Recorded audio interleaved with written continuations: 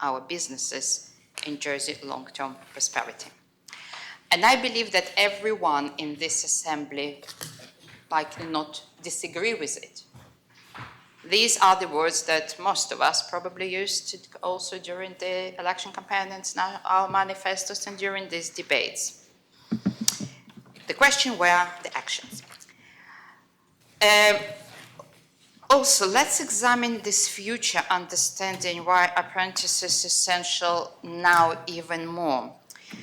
Studies of workforce trends show that 25% of UK traditional trade workers, plumbers, electricians, plan to retire in the next 5 years. I assume Jersey is similar, and I'm sure just a little bit research, a bit of conversation with trades, you will know a large proportion of them will retire in the next 5 years, and some of our tradesmen even seem to be working past retirement. When I wanted a little bit of plumbing done recently, there was over 6 weeks wait if it's not an emergency.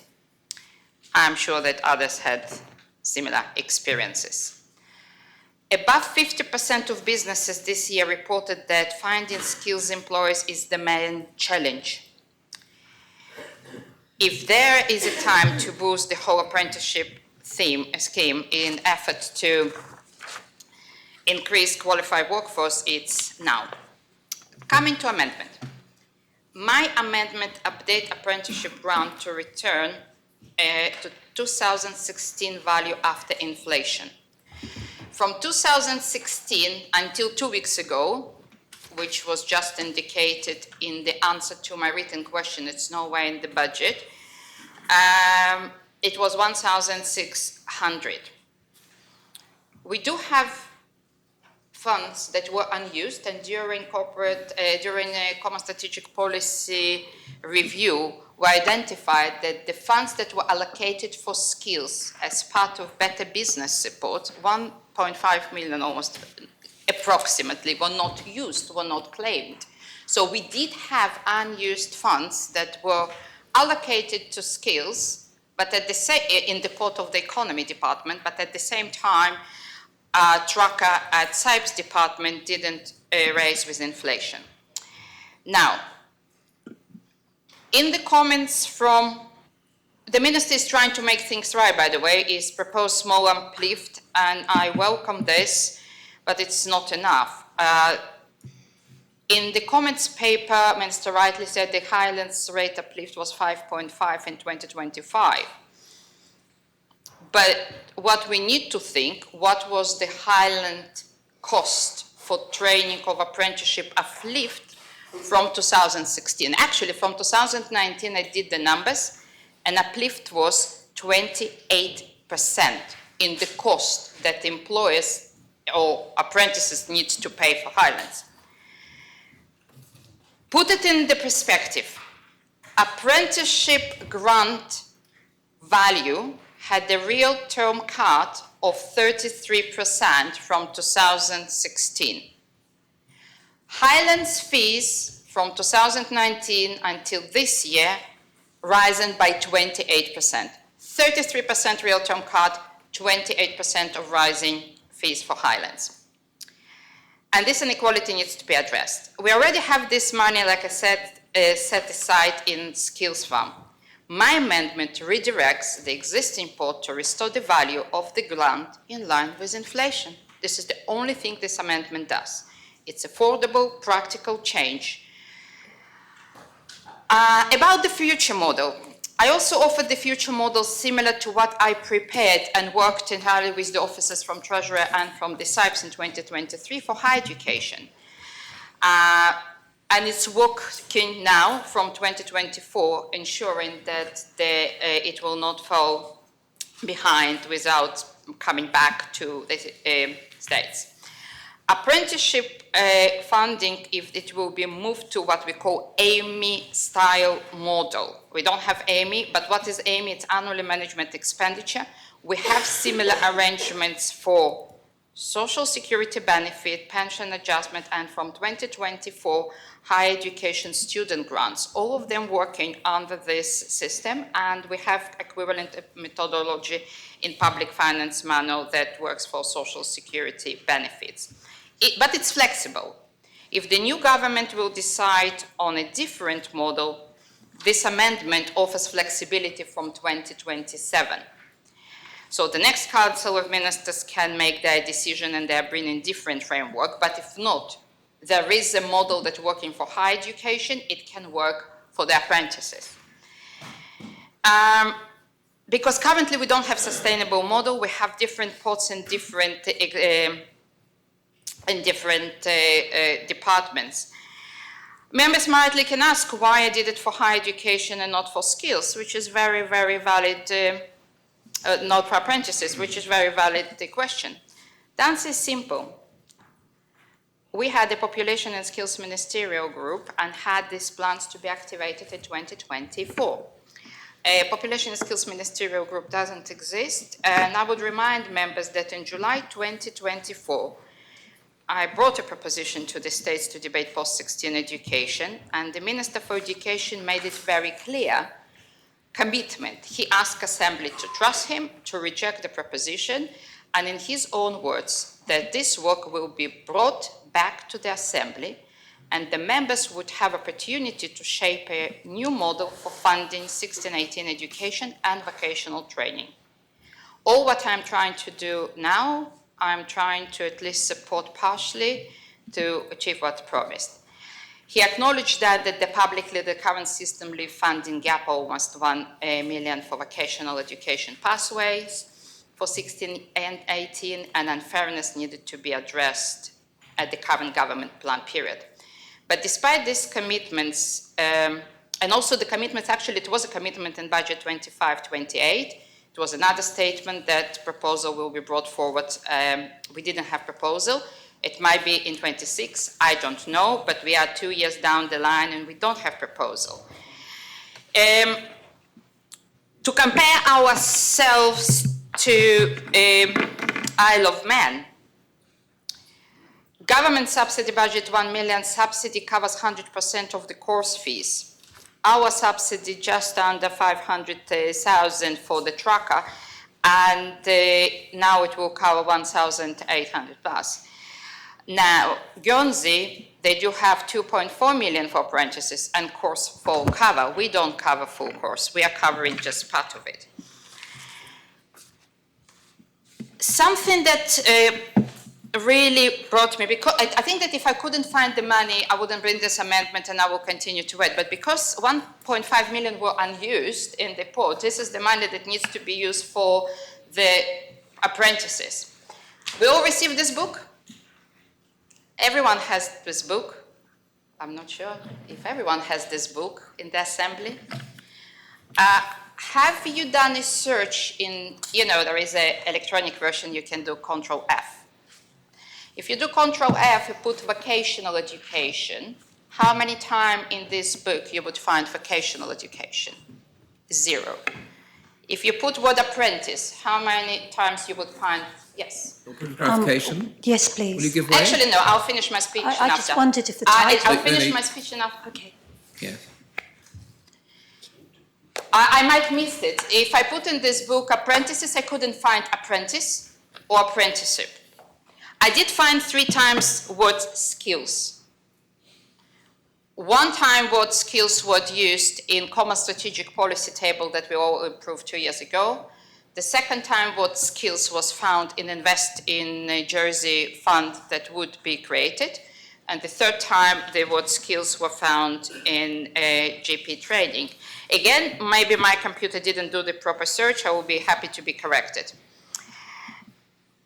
How can we value skills that an apprentices when our apprenticeship funding basically telling that they worth less than the academics?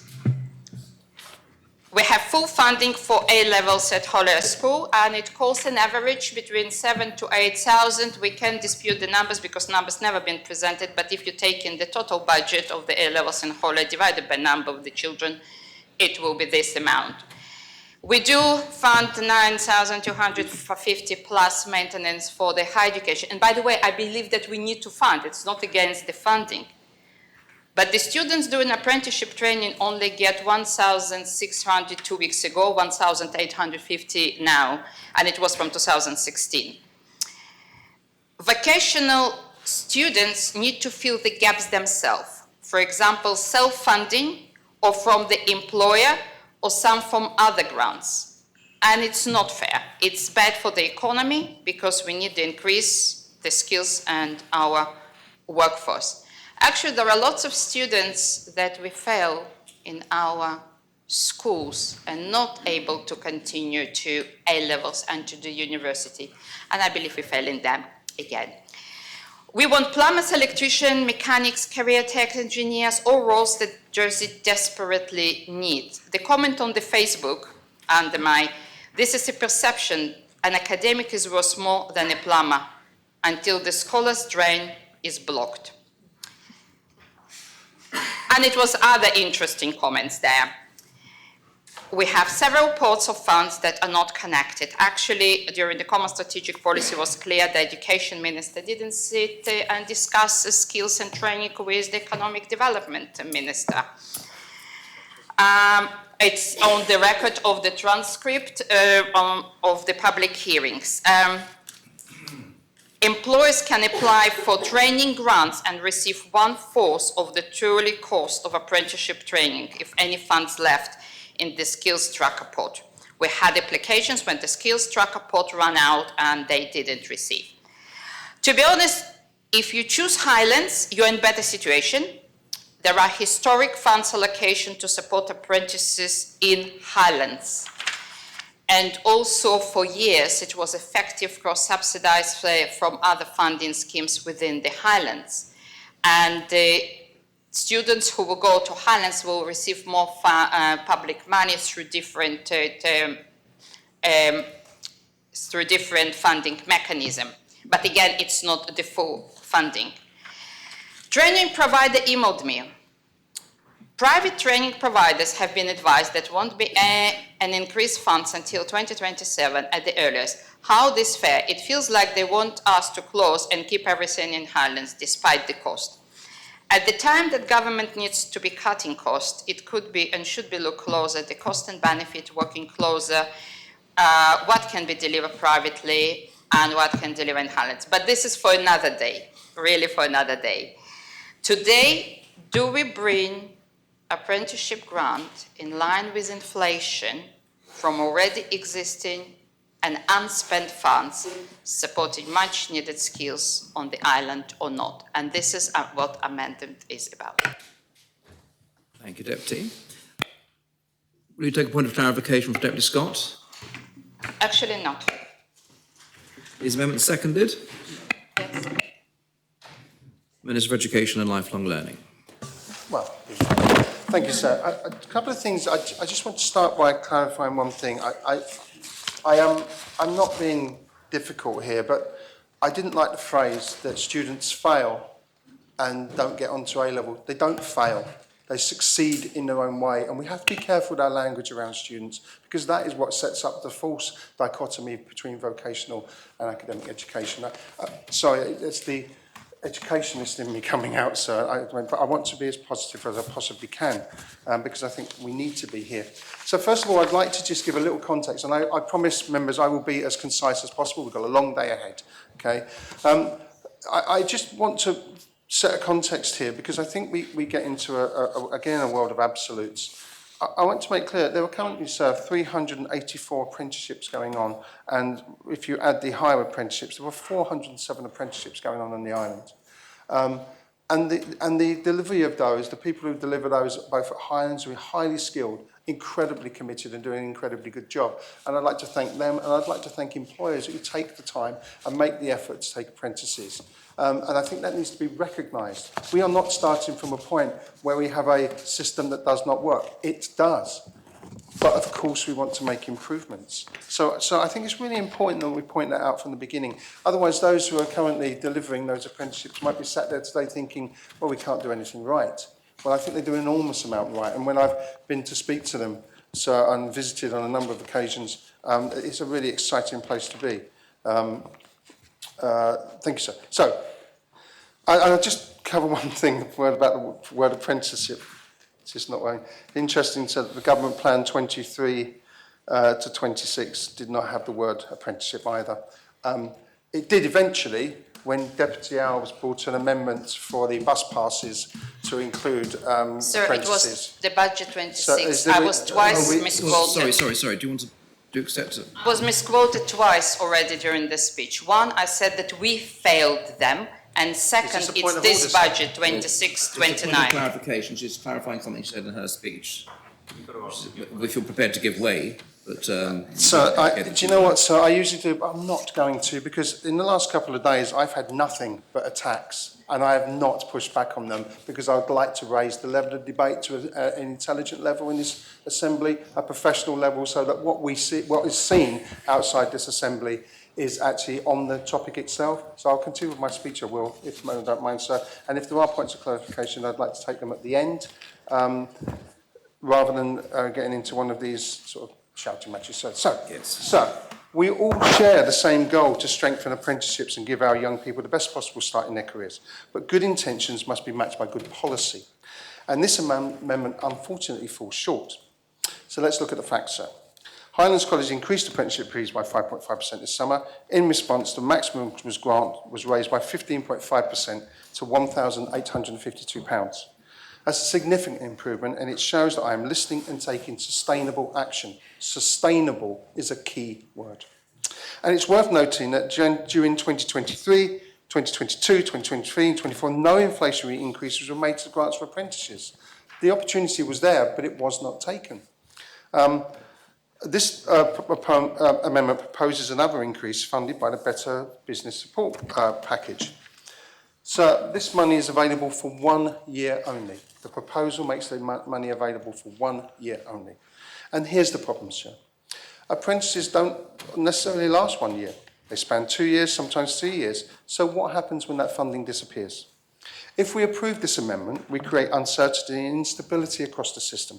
For apprentices, it means they could start the course believing the higher grant will continue, only to face cuts later. That could lead to financial hardships, dropouts, and even job losses where qualifications are a condition of employment. For training providers, it means setting fees based on higher grants, then facing revenue shortfalls when funding falls away. That risks disruption to courses and undermines confidence in the entire apprenticeship system. An apprenticeship system, sir, that has over 400 apprentices already in place and working.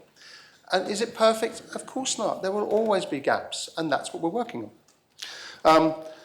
So short-term fixes really do... and the wider economy, it means wasted potential, because every dropout is a missed opportunity for skills development and productivity, linked to that Better Business Support Programme, which is based around productivity. So short-term fixes sound attractive. They make headlines, but they don't solve the real problem. In fact, they create new ones. What apprentices, employers and providers need is clarity and stability, a funding model they can trust for the duration of the programme. And sir, I am already working on this. As mentioned, P38, I think it was the second major proposition I faced after I took over very rapidly, which somewhat determined the work I would be doing. But that's okay. I have taken real action to increase the apprenticeship grant for the first time in years by 15.5%. And so consultation has taken place. 4 in-person sessions were held throughout September 2025. Each session brought together participants from a range of industries to ensure a diverse mix of perspectives. The diversity was key to exploring eligibility criteria that could balance the needs of different sectors. And we need to balance the need of different sectors. And a report will be published in the new year as the reaction to P38 in June 2024. In 2026, the focus will be on shaping a new policy framework to address the issues identified in the review. We will take action based on information and fact that fits Jersey. We have to do that, otherwise it won't be sustainable. If members don't think this is fast enough, okay, but we are working on it. We're not just working on it, we're trying to develop a whole new model. But anyway, further input will be sought from stakeholders to evaluate any proposals to ensure they're realistic and fit for purpose. Some of the actions will be policy development. So I have to say, and I'm going to talk about civil servants again, policy is probably the least interesting, exciting thing that happens, although there are some deputies saying no. But it is the most important to structure future sustainability into the future.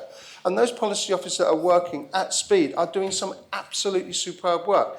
They come to me with policy ideas, we discuss them, we meet regularly. I think we meet every couple of weeks to have to look at where we are, and that is developing. So the consultation is engagement with stakeholders throughout the process, check proposals, and confirm their work in practice before final decisions are made. We can't make piecemeal changes and expect them to be sustainable into the long term. It doesn't work. And once these principles are agreed, consideration will be given the most appropriate governance arrangements. That may involve legislative, there's that word, sir, changes to align apprenticeship support with other forms of financial assistance, such as student finance for higher education.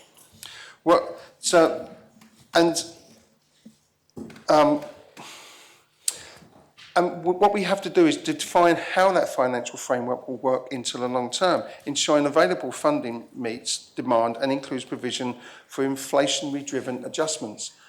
I'll talk about the AMI principle. I don't necessarily disagree with that, but we have to get it right. So I would also say we have acted on the trainee wage, and the trainee wage was an issue. And I thank the Social Security Minister because it is one of the drivers behind apprenticeships. From September the 1st, 25, the Minister for Social Security reinstated the 1 and 2 year trainee minimum wages in very short order as a reaction to what the industry was telling us through those consultations that we had. 1 year trainee rate, well, I won't go through the rates because you can look them up. Those trainees already involved on approved training courses, so even in year 1 or 2, will continue to be entitled to the minimum wage of £13 an hour. The differential could be addressed by the Better Business Support Package, but not if it's spent, not if it disappears. And so the structures and the support mechanisms that were set up underlying all of these complex things are there for a reason. And the Treasury Minister is reviewing whether any managed expenditure model could provide predictable and sustainable funding. I'm not sure. It might. The Treasury Minister, I know, perhaps doesn't think it will. We have to have the structure right. If we get the structure right and know precisely how that is sustainable in the long term, that's the time to make that decision. So there are pros and cons for managing managed expenditure, and I could bore the Assembly rigid for 20, 30 minutes. I promise I will not. I look at the constable sat over there. And so that's the right conversation to have, the long-term solution we need. And so I would say, let's not undermine that work with a quick fix that solves nothing beyond next year and actually doesn't provide a solution. It provides an unsustainable level of funding that could have the effects I talked about earlier. So, sir, I asked in the best possible way to reject the amendment and commit to a proper multi-year approach, one that gives apprentices the confidence to start, providers the certainty to deliver, and taxpayers the assurances that their money is spent wisely. So, members of apprentices are too important for stopgap measures. Let's do this properly. We are working on exactly that, and I urge you to vote against the amendment. Thank you, sir. Sir, point of clarification. Point of clarification, Deputy Morell, will you accept that, Minister? Yeah. Yes. Thank you, sir. I was just wondering if the Minister would clarify that despite his own views on policy development, there are many States members in the Chamber who find policy development perfectly interesting and quite a rewarding process. That's not really a point So of I must clarification. answer that because that wasn't my view on policy development. The Deputy has put me into a really difficult position of a policy officer who's got to kill me for that. So it is extremely exciting. It is vital for what we do. And I was trying to point out that perhaps inappropriately it's viewed as unexciting, but it isn't. Thank you, sir. Minister. Deputy Dubley. Thank you, sir. I'm pleased to follow the Education Minister, and I can see that he's really passionate about this area, as indeed is the proposer. And I think sometimes we need to remember that actually we're all kind of working towards similar aims a lot of the time, and it's just the detail about how. And also, so to apologise for briefly being on Teams this morning, and the reason for that was I was briefly imprisoned in my partner's house. I hope it was inadvertently, but she locked the door and went to work, but I managed to to break free and make it to the Assembly. I hope it was inadvertently. But to return to the proposition, I am supporting this, and when I was reflecting on this amendment, I remembered a witness that had come before my scrutiny panel when we did, I think it was our first review into the prescription of ADHD medication. And this person spoke to us about his experiences in life and his experiences that had been helped by learning a trade. And I truly do believe that that having access to a trade and the ability to learn a trade and be supported can be really life-changing for some people. And I won't repeat what has been said about the value of apprenticeships, and Deputy Gardner mentioned that we are failing some young people and failing them in a very big way, because work is a huge part of our lives, isn't it? It brings meaning and purpose to our lives, and we are excluding some young people from accessing that currently. Deputy Jean has raised questions in the past about constituents who I'm also aware of that have desperately tried to access apprenticeships and have tried tens, possibly hundreds, but certainly tens of different businesses and tried to find one that would take them, but they either don't have room or they don't have the means to adequately support these potential workers. And there is a big gap there, and I understand that the Minister's intention is to work on this. And reading the comments, sir, the main argument against this amendment is that it only provides 1 year of funding, which puzzles me somewhat, because it is my understanding that we are on a 1 year budget cycle and everything in this budget is only certain for the 1 year that we approve it. We cannot bind future assemblies, however much we plan for multi-year spending, recurring spending, we cannot actually bind future assemblies. So I feel quite confidently that I could vote for this, and that having that in place would actually give a reason for the next government to continue it and to take it really, really seriously. Because I can see it's something that I think many of us do think should be taken seriously, and I think we should send that message to the next government. But Sarah, I recall the evidence that this young man, who was, I think it took quite a lot for him to come on his own and sit in the scrutiny room with an entire scrutiny panel and talk to us about his experiences. And it wasn't just the ADHD medication that had changed his life, but what came through for me was the fact that he had been accepted by his employer and he had been supported in that workplace environment to learn a trade, and how life-changing that was for him. And I would really like his story to be heard today, and I really hope that some members who might have been on the fence about this will give this amendment a chance today, and give these young people a chance. Thank you, Deputy. Deputy Scott. Thank you, sir. I probably should have stood up a bit earlier, because when I was asking Deputy Gardner to give way, I just thought it would be helpful. She actually said what this book that she was waiving was for the purposes of the Hansard report. I didn't notice that she'd actually said what its title was, so maybe she can do this in her closing speech. And generally, I have admired a lot of her work during this budget. I think we are all agreed on the value of apprenticeships and the need to support them, and the need for their funding. And one thing that struck me only yesterday, I was looking at some stats on what's happening globally in the US, in Europe, and the UK in terms of jobs prospects for graduates, which actually have been declining. So the actual need to support people with practical skills rather than perhaps more academic ability is really quite clear. Also reminds me of the anecdote that if you've got a society that values its philosophers more than its plumbers, then neither its theories nor its pipes will hold water.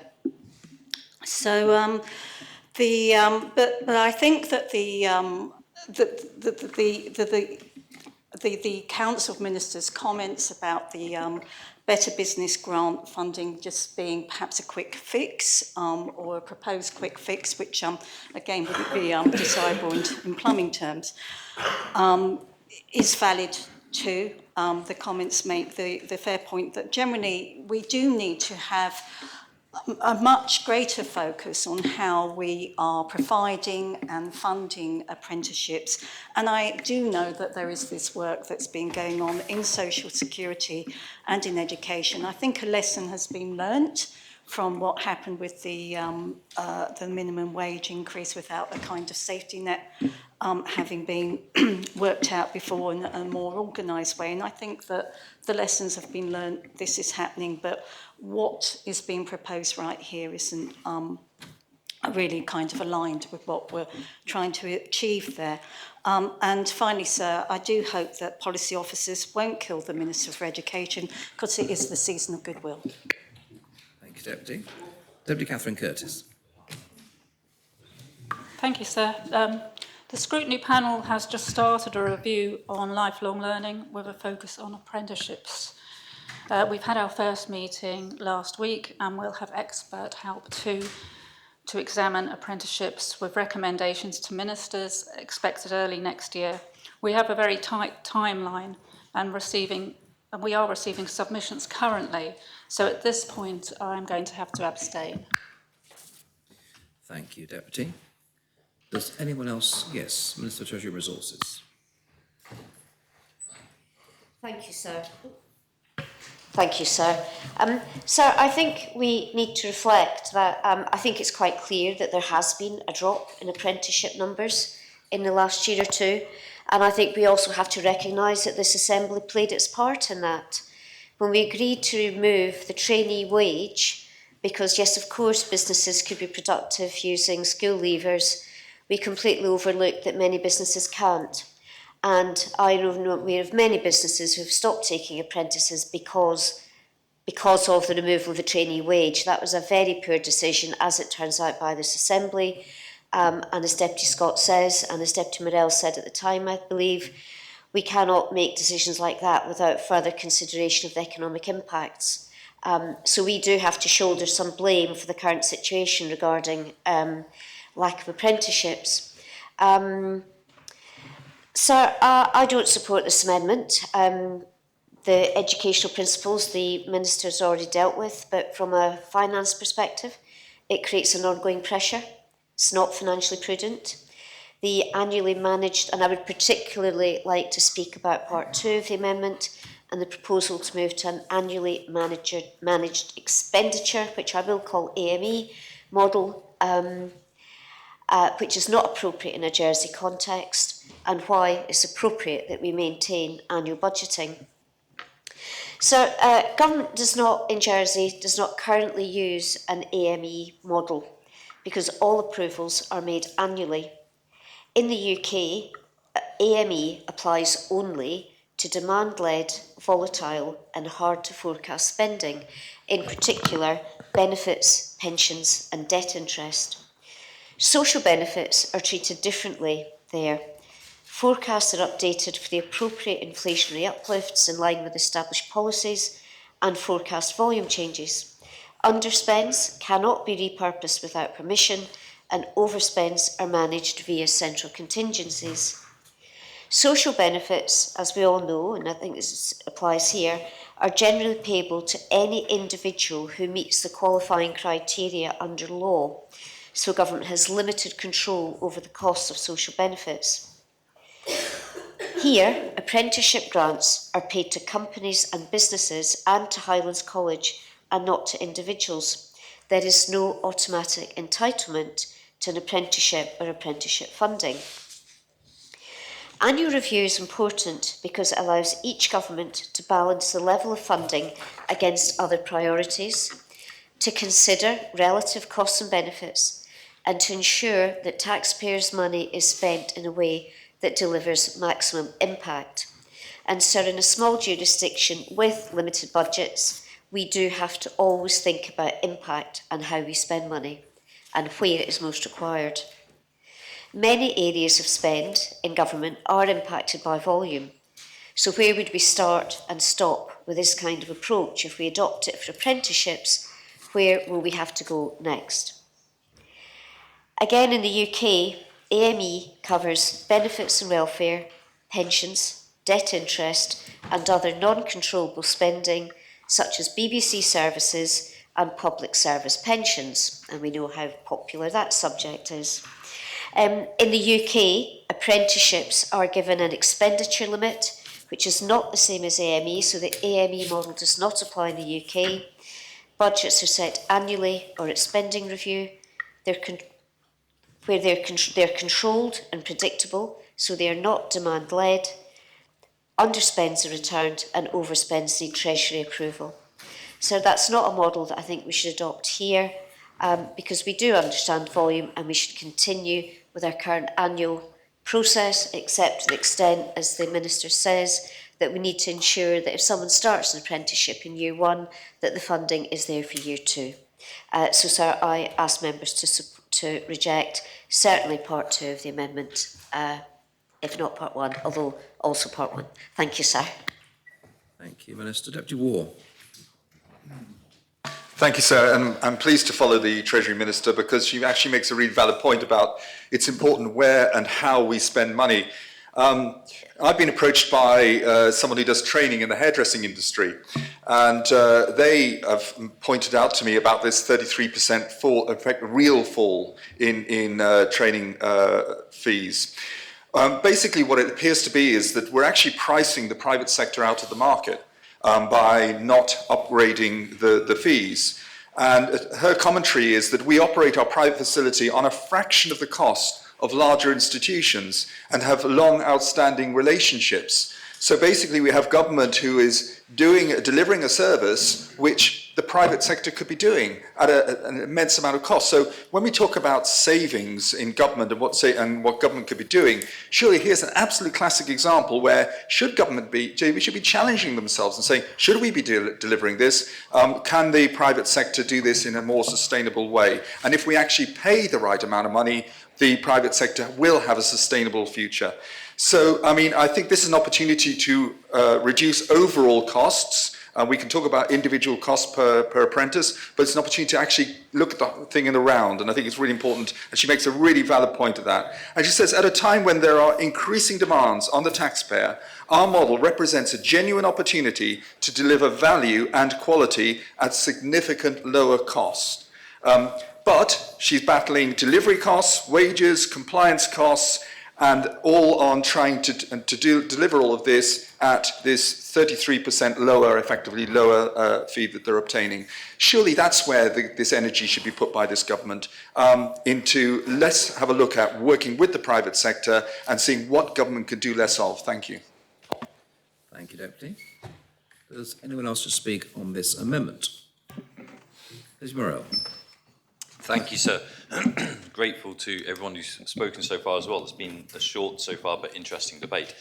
I just wanted to pick up on a few things. Number one, I think, as Deputy Dublé said, we all agree that we want people in Jersey to be able to access apprenticeships. We do, I think, as an assembly, value apprenticeships and wish that they were perhaps more highly used.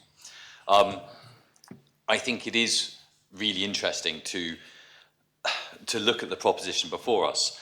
And whilst I entirely agree with the Treasury Minister, but I won't go over the fiscal reasons or the financial reasons why the amendment should be rejected. But I want to pick up on the piece that Deputy Dublé said to the Assembly about that young man who was speaking to the scrutiny panel. And she referred to the fact that young islanders were unable to find employers willing to take apprentices. And that is really at the heart of where I think Deputy Gardner's amendment goes inadvertently wrong. So by taking money from the Better Business Support Scheme, the amendment would harm the ability for employers to take on apprentices, because the Better Business Support Scheme is designed to provide that money it is designed to incentivise employers to take on apprentices. The money goes to the employer. It is there to help them. And this speaks partly to that which the Treasury Minister said, which was, yes, there was, in a high cost environment, which Jersey is, it is difficult already to take on apprentices. The decision we made in this assembly to remove the trainee rate made that harder. I'm pleased the trainee rate has been reinstated, but harm was done, and that has knocked the confidence of employers. And so the Better Business Support Scheme is entirely designed to encourage employers. Deputy Gardner's amendment, as I understand it, would provide that money to the training providers, who also need to be incentivised. I actually think, in regard to Deputy Ward's comments, most of that money would probably go to Highlands as the biggest training provider on the island, and so wouldn't necessarily deal with the matters that Deputy Ward, as much as I have sympathy for the matters that Deputy Ward was speaking about, wouldn't necessarily deal with those matters. And so I think it is really important, sir, that we don't play around with a scheme that is designed to incentivise employers, designed to make it easier for employers to take on apprentices. Because there isn't much incentive to take on an apprentice when you can get an already trained person for a similar rate of pay. And so we do need to reduce the cost to employers. If we want to provide more money for apprenticeships, and I completely agree with the Education Minister that he is working, and he's working in a collegiate manner to improve the apprenticeship scheme, and we hope in time to perhaps put more money into that scheme, but that is the right way to do it. And I was really pleased to hear Deputy Catherine Curtis talk about the work of her scrutiny panel, and I really look forward to seeing that report, and very pleased that that will be reporting before the end of this term, because it will be very useful to see what happens there. And so it is really a case of, please, fellow members, colleagues, let's not mess with something which is in motion at the moment, is designed to incentivise the training providers on the one hand through the Education Minister's side, the employers themselves through the Better Business Support Package side, which is also only one more year of funding, but it does incentivise those employers. And we will see the work that comes out of both the scrutiny panel and the education department to understand how best to move forward with the apprenticeship scheme. But now is not the time to suddenly throw out all that work and start making changes via this assembly rather than via the more evidence-based approach that the Education Minister and the scrutiny panel will deliver. Thank you, sir. Thank you, Deputy. Does anyone else wish to speak on this amendment? Deputy Tellier.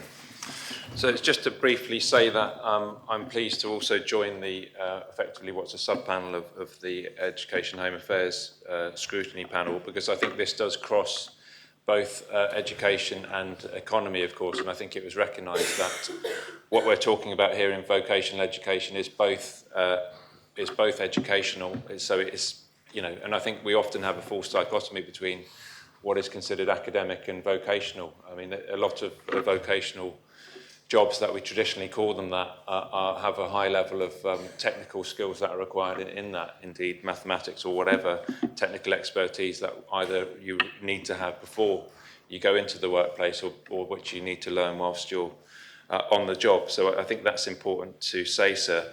I also do recognise the shift that government has had in the way it considers the trainee rate, and I think certainly there was a legitimate concern in the past that just because somebody was, for example, a young person doing a certain job, that doesn't mean that they could be automatically used as a cheap source of labour if there wasn't any genuine apprenticeship scheme to go with it. So I think what this government has done is that it's recognised the fact that, yes, there is, it's difficult for certain sections of the economy to take on people as trainees, but also the fact that there do need to be genuine schemes that add value and that do genuinely train people up. And of course, the question that one of the questions we may be interested in as a panel looking at is how this applies across the board, because this isn't simply about young people. A lot of the focus inevitably will be on how young people train up for the workplace.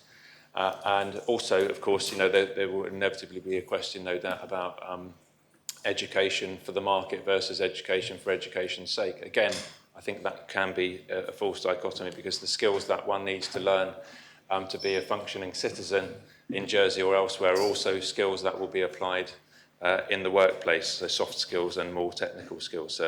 But of course, this will apply to the older generation, and it may well be, of course, that there will be people wanting to retrain in their 30s, 40s and 50s, and maybe even further in life. And the question then arises, are they able to do so and work and earn a meaningful wage as a trainee if they're only getting less, if they're getting less than the minimum wage? There will be different models, no doubt, depending on different areas of the economy. This will be an area, I think, of great interest to us as a panel, of course, but I think more widely in the Assembly and in Jersey at the moment. So, like the chair of the panel said, I will also be abstaining on this, not because I don't have any views or because I'm not listening to the debate, but because actually I think for us there's a body of work to be done, and we don't want to be seen to prejudice the outcomes of any of the evidence that we get. Thank you, Deputy. Does anyone else wish to speak on this amendment? According to that, call upon Deputy Gardner to reply. Deputy Gardner. Thank you, sir. Actually, and I know that I can see around the chamber's members left and members are not interested, but the speech from the Education and Lifelong Learning Minister and the Sustainable Economic Development Minister just brought clarity that they didn't read my amendment because proper, or it was just, maybe they did read because what was presented, it's not what I'm proposing. 1,600, it's the grant that employer can apply for through the tracker at skills from this education department. Employer, not private provider, not training provider, not the apprentice, employer applying to get this grant to pay for the training. The Better Business Support also employer can apply to get extra money for the training, but it was almost impossible this year, and this is why 1.5 million left.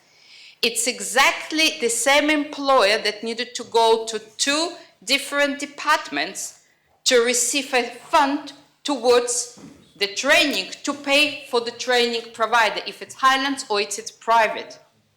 What we've been presented here, that I'm saying this is going to different directions. No, it's just to create in one pot, not between 2 different departments, for employer to get a grant towards the training. This is first point.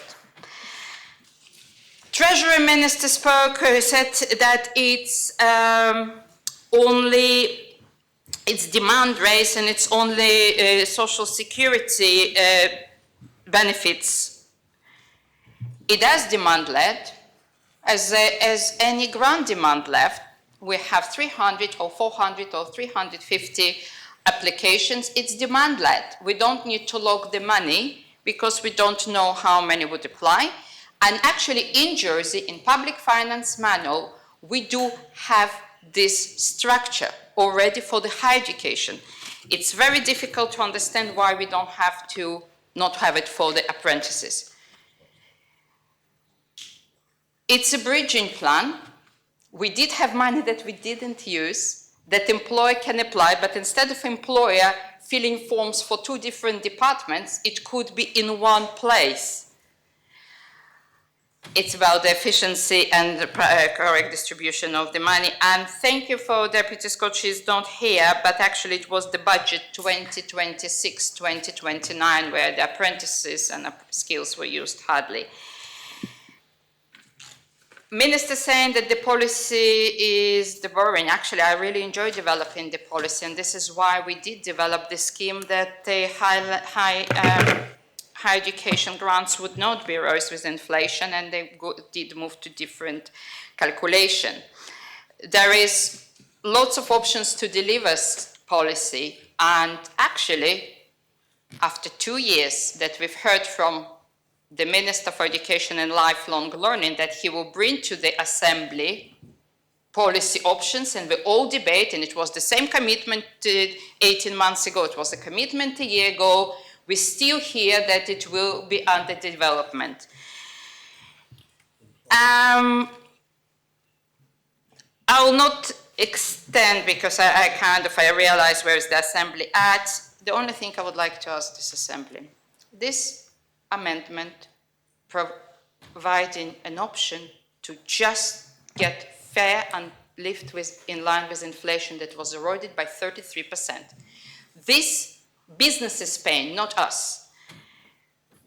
You do have other government do have a mechanism how to continue this, but they can create something different if they decide. But every member in this assembly would ask what this assembly has done for apprentices and vocational education, which decisions we taken to make the life of these young people easier and to support the businesses. I don't believe that in the last 2 years was any decision made by this assembly. We've been promised that we'll be discussing, but nothing happened. It probably was the last option to do something, and I made my case and I call for the appel. Thank you, Deputy. The appel has been called for. Members are invited to return to their seats.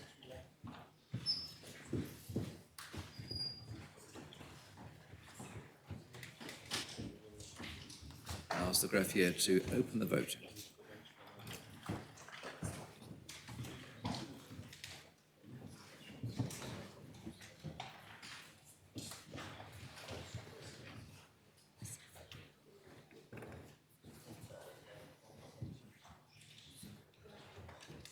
All members have the opportunity of casting their votes.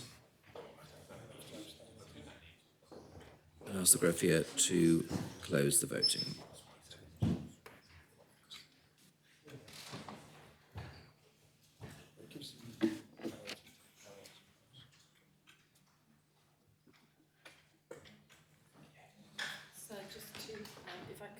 My lights are constantly flashing, so I don't know whether my vote has been recorded properly. Yes, unfortunately, I'll close the voting, but No.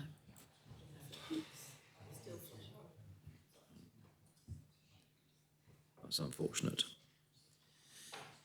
I can announce the amendment has been rejected. 9 votes pour, 27 votes contra, and 5 abstentions. Could we have the 9, please, sir? So could I ask a point of order? It sounds like Deputy Wilson did try and vote, but there was a technical issue. Okay. I think the solution there, if there's a technical issue during the vote, is to declare your vote.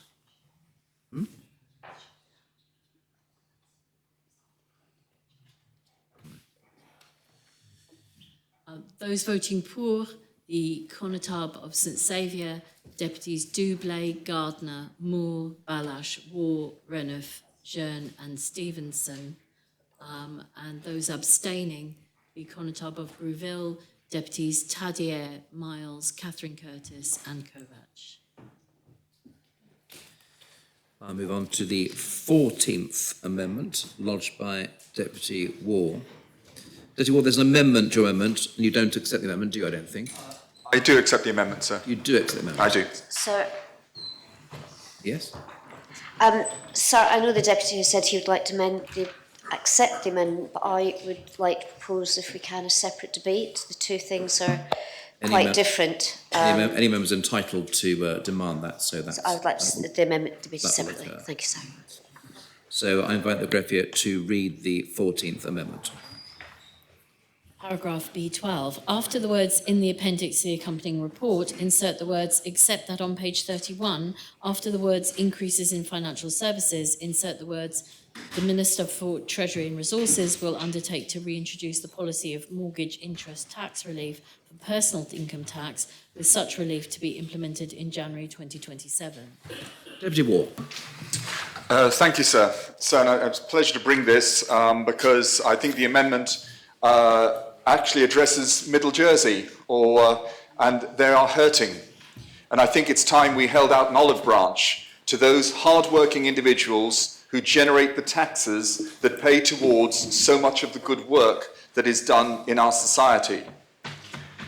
The Treasury Minister queried in an interview recently, who are Middle Jersey?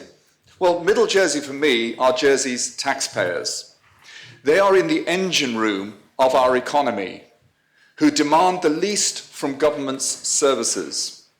They are the net contributors to our economy. They too are suffering the impact of the cost of living crisis, and I think we should be giving them a break. A startling fact is that since 1990, wages have doubled, whilst over the same period, house prices have quadrupled.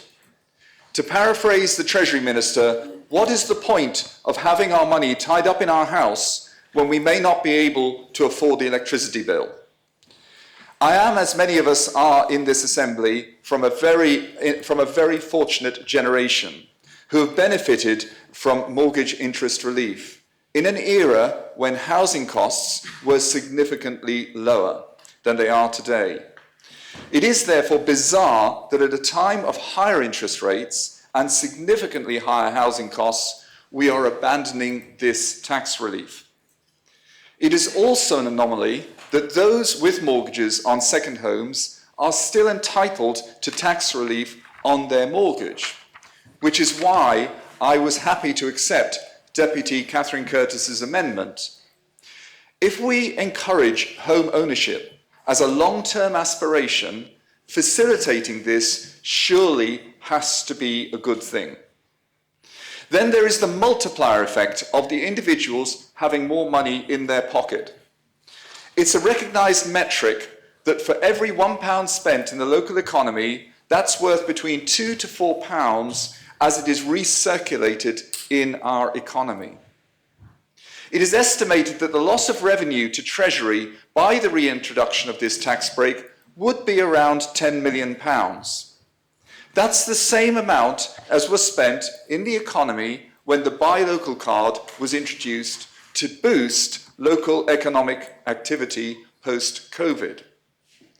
It was recognised that recirculation generates tax through GST. It makes businesses more sustainable, and ultimately any tax lost to the Treasury in the short term is paid back in spades in the long term. The annual FPP report for 2025 also paints a very challenging economic picture. The clear message is we need more economic activity to get us out of our current malaise. Here is an opportunity to help do just that. An action that couldn't be timelier and which also makes people feel financially better off.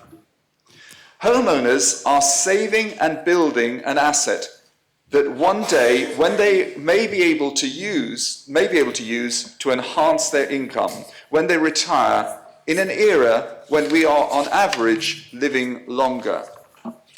Stamp duty, legal fees, moving expenses, increasing red tape all contribute towards an increasing hole being punched in people's savings. We want people to own their own home, and there is an opportunity to facilitate that.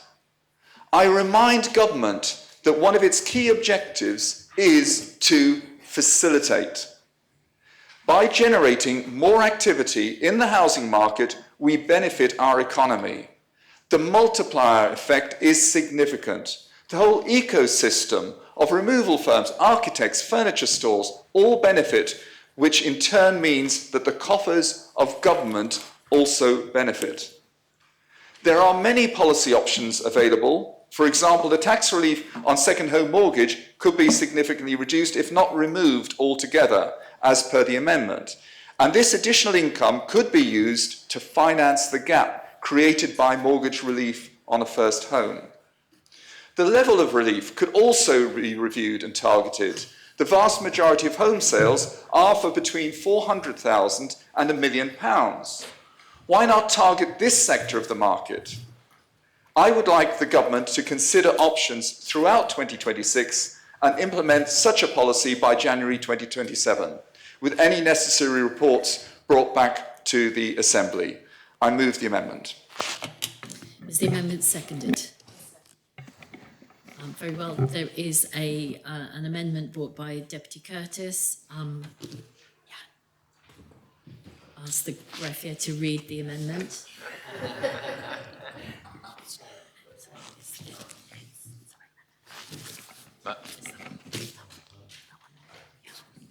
Could I ask, with regard to declarations, with regard to people who have mortgages or second mortgages, is that an appropriate thing to do in this debate, make such declarations?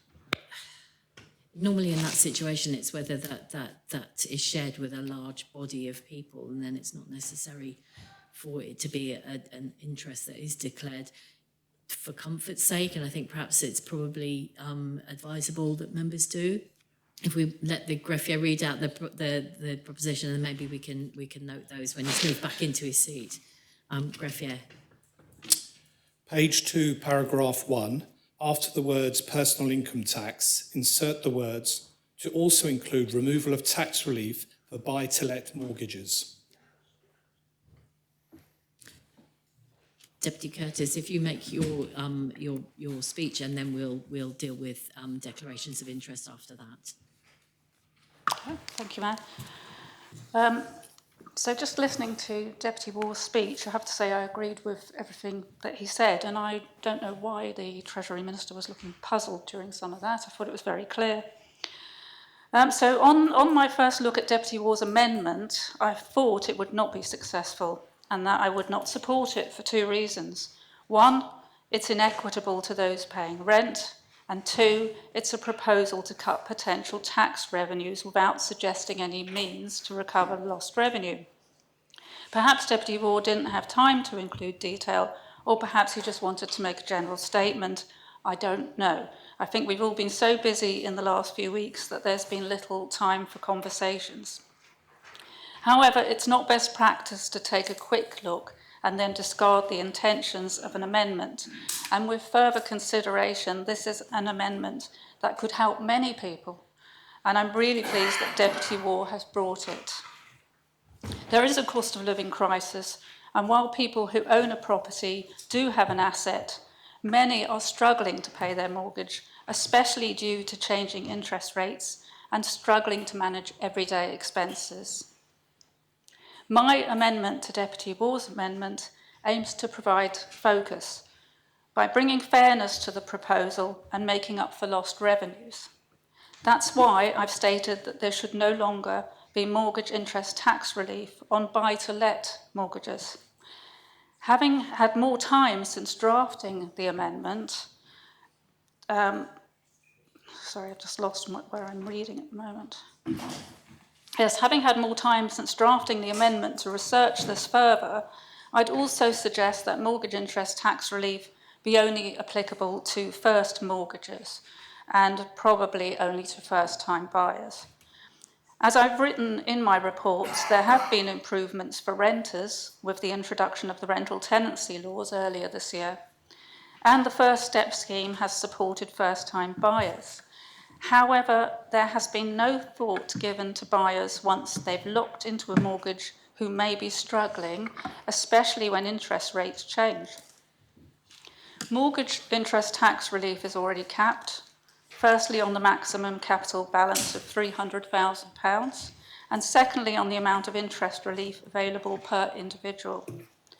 In 2025, the reduction to revenues was around £9 million, due to mortgage interest tax relief. So how could this loss in potential revenue be addressed? The consultation which the government references in their comments paper states that removing mortgage interest tax relief from buy-to-let mortgages is estimated to raise £2 million per year. So going by those figures, the potential loss in revenues could be reduced to £7 million. And if mortgage interest tax relief is applied only to first-time buyer homes, that £7 million would be much lower. If we look at the number of first-time buyer homes, they are around 30% of all home purchases per year, and not all of those will have a mortgage. Also, of course, the percentage of first homes in the housing market overall may be much lower, with many of those having paid off their mortgage. As a backbencher, I don't have the same resources as the ministers to get exact figures, but I don't think it would be beyond their capabilities to find the proportion of mortgaged first-time buyer homes in Jersey. If mortgage interest tax relief only applies to first-time buyers and to first mortgagers, that 7 million in lost revenues would be very much reduced, if not wiped out completely. So potentially mortgage interest tax relief could be reinstated with these conditions or similar conditions without any loss in revenue. One argument put forward in the consultation document against scrapping buy-to-let mortgage interest tax relief is that landlords may in response increase rents. This is not an effective argument, considering the consultation report itself states that around 80% of rental properties are held mortgage-free. While acknowledging that there are many good landlords and they provide an essential service, our aim must be to increase home ownership. If Jersey does not want to lose its young people and permit them the space and security to have families, then we must prioritise their needs. As I've already stated, the great majority of landlords do not have a mortgage on their properties, so this will not be affecting those we think of as accidental landlords. So the exact wording of the amended amendment requests the Minister to undertake to reintroduce the policy of mortgage interest tax relief for personal income tax, to also include removal of tax relief for buy-to-let mortgages, with such relief to be implemented in January 2027. That's very clear and does not prohibit the Minister from applying other restrictions to mortgage interest tax relief in order to make up for any lost revenues. I hope there will be consideration in the Chamber for those families who may be struggling to pay a mortgage. If we genuinely want to encourage home ownership and any lost revenues can be accounted for, then there is no good reason to reject the amended amendment.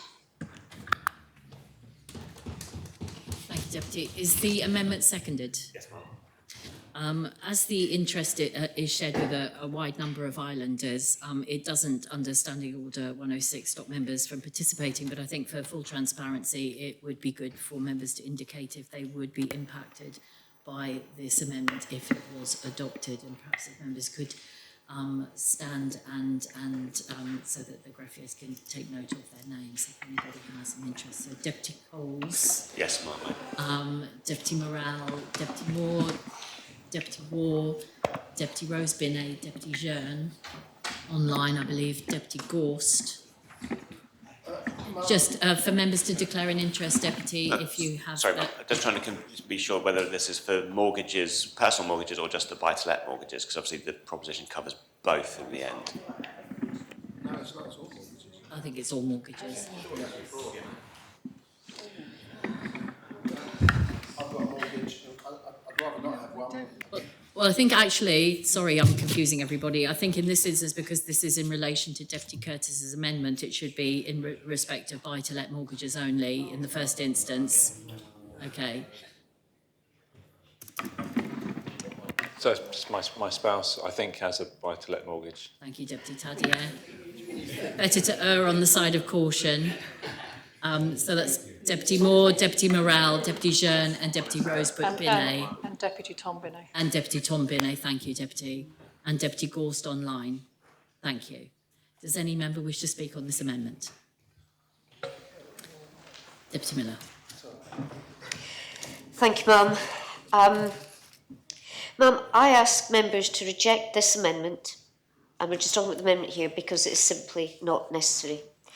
Deputy Mezek successfully amended a previous budget, I think in 23,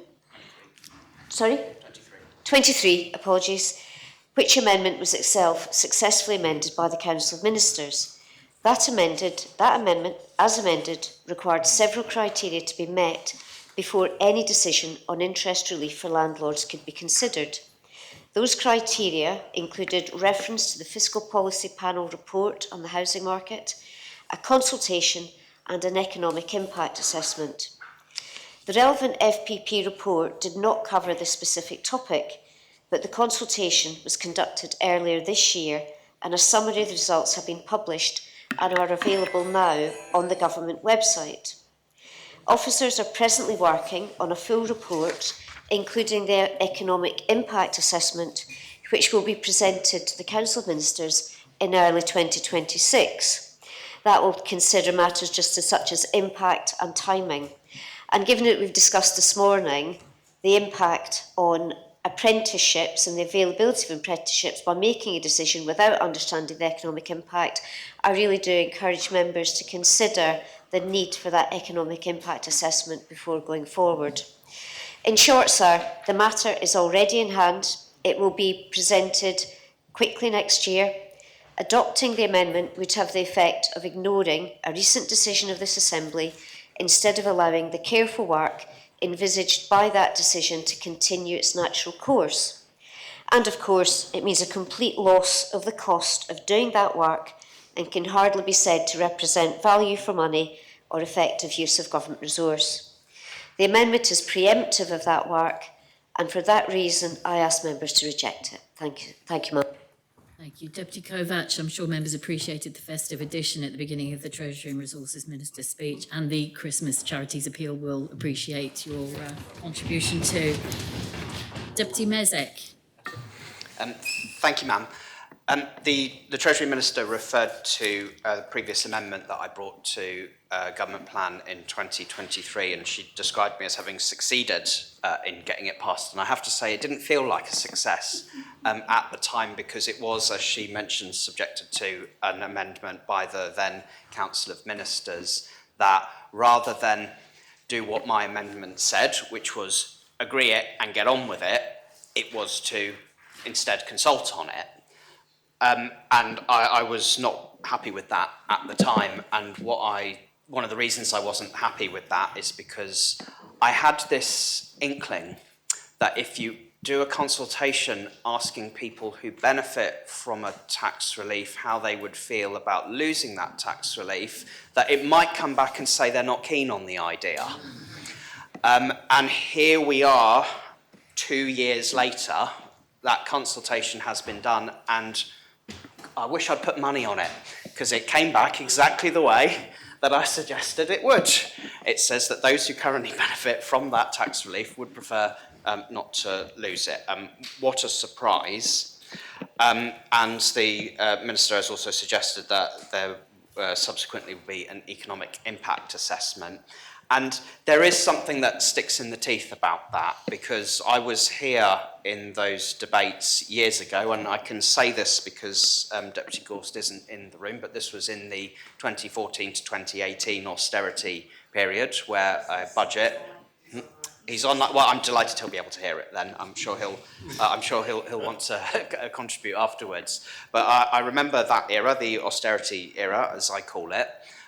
Where that infamous budget was proposed that had some very harsh measures in it, some of which caused misery for some of the poorest people in our society. But that was when the decision was made to phase out mortgage interest tax relief over 10 years. I voted against it at the time. I voted against everything at that time. And I can't recall a consultation or an economic impact assessment being done at the time about the abolition of mortgage interest tax relief.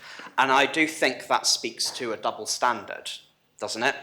That when it came to abolishing a tax relief, which you can put an objective argument as to whether it's right to have that relief or not, and I accept that there are arguments on both sides to it, but when it came to getting rid of it, and making lots of people, the exact kind of people that Deputy Ward described in his speech, ordinary people trying to live a decent life in Jersey and get by and invest in their futures in the form of their own home, we didn't see fit to do a consultation or economic impact assessment. But years later, when it comes to the same thing, for those buying second homes, which there is an economic argument to say inflates the housing market for the rest of us, we couldn't possibly do anything to change that without going through this long exercise, which, having started that 2 years ago, we are now officially no further forward on actually implementing it. And if, as the Treasury Minister says, when that work is completed, it arrives back in this Assembly again, there is no guarantee that we would choose to do it at that point. We may choose to ignore what any of that consultation or impact assessment suggests. We may choose to have completely different political reasons for doing one thing or the other. And I obviously have to maintain a consistent position with what I've said throughout all of the budget debates that I've taken part in, which is that it is important for our economy's sake and for the sake of the well-being of the people who we represent, that we need to be agile and we need to have enough foresight and determination to actually get on and do things instead of constantly talking about them.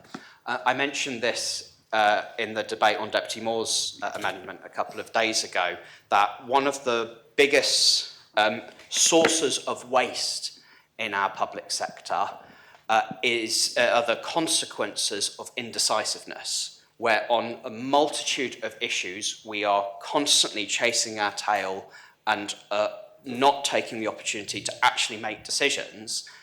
And that can be very convenient if you want to say no, but know that saying no doesn't look good, so would prefer to spend time running around and kicking the can down the road and not making that decision. And it's very frustrating for those of us who just want to say yes and get on with it. And if we want to save money for in government, something we all know is desirable and necessary, I think the safest way to do it is by being politically decisive, not constantly U-turning on things, not running around in circles, avoiding making a decision, and get on with making decisions.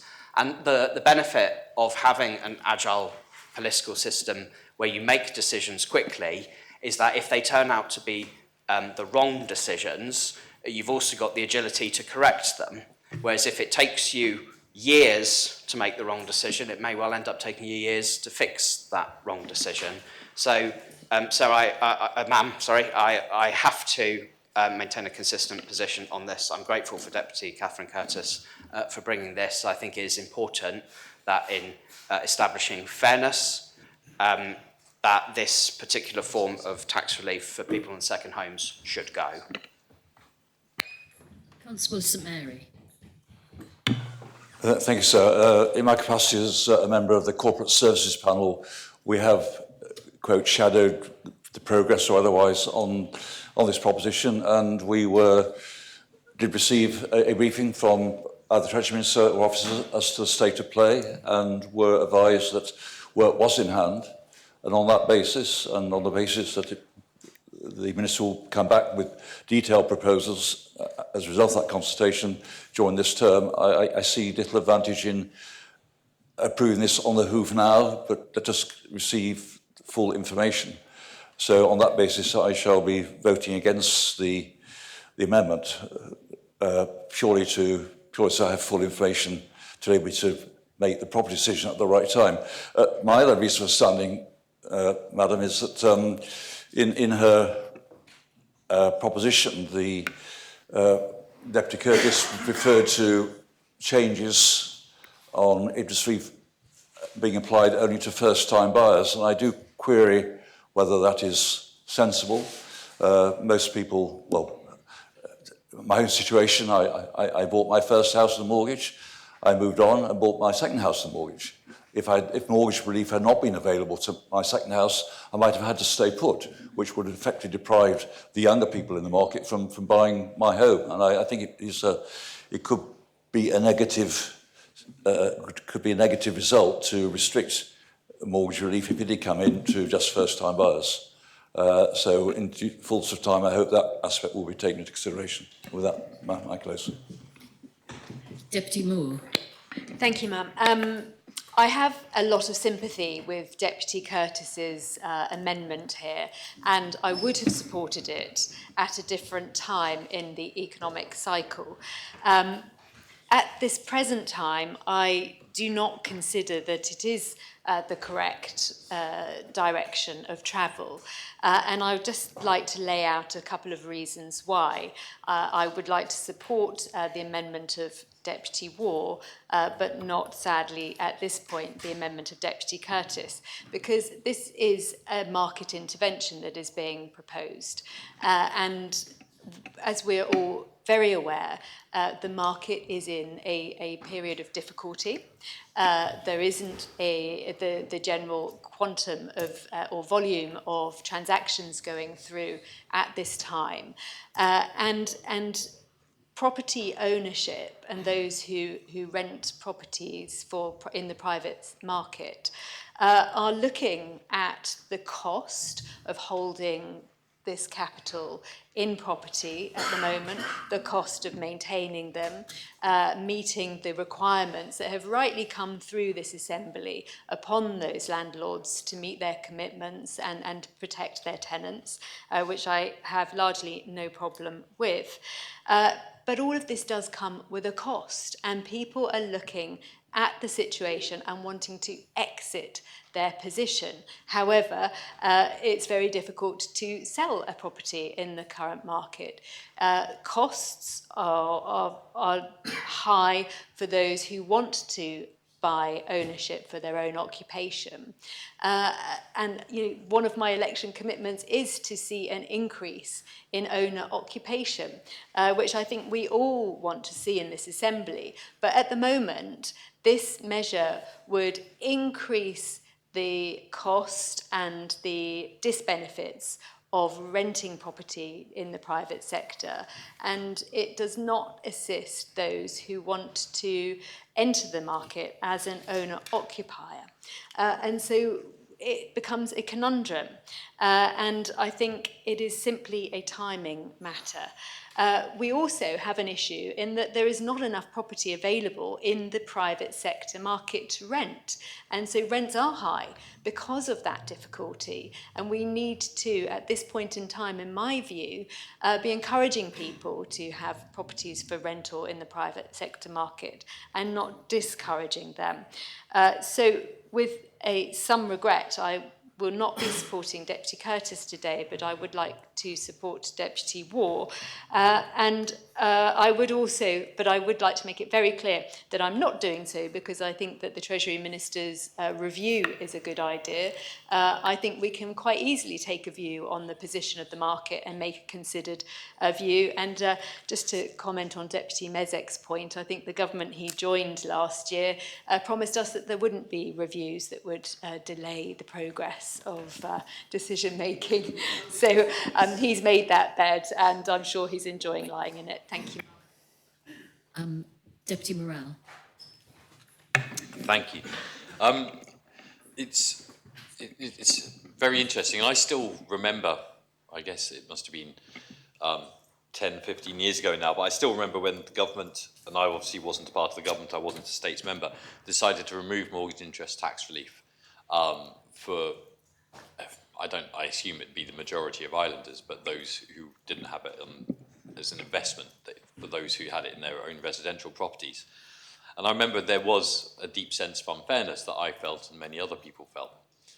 And that was because obviously on the investment side, the mortgage interest tax relief was maintained. Now, it is partly an assumption on my part, but I think it's correct. I also understood why mortgage interest tax relief was maintained on the investment side, and that's because effectively it was a business. And as far as business expenses are concerned, they can be put against tax. And therefore your cost of your interest is a business expense. Effectively, it's being treated as one, and therefore you can offset it against your tax. That's how business taxation works. And so it was, in my opinion at the time, definitely a decision that the government took because it obviously wanted more money and access to more money via Treasury. But it's a decision that most islanders would not be able to understand, and spoke to a narrative which I believe Deputy Mezek would have seen as well and understood, spoke to a narrative where ordinary islanders, in inverted commas, are being treated differently to islanders who either had more or had businesses. And it wasn't a good narrative. And it is one that I think does need to be corrected. So in my view, you should either have no mortgage interest tax relief on any mortgages, or you should have mortgage interest tax relief on all mortgages, regardless of your situation.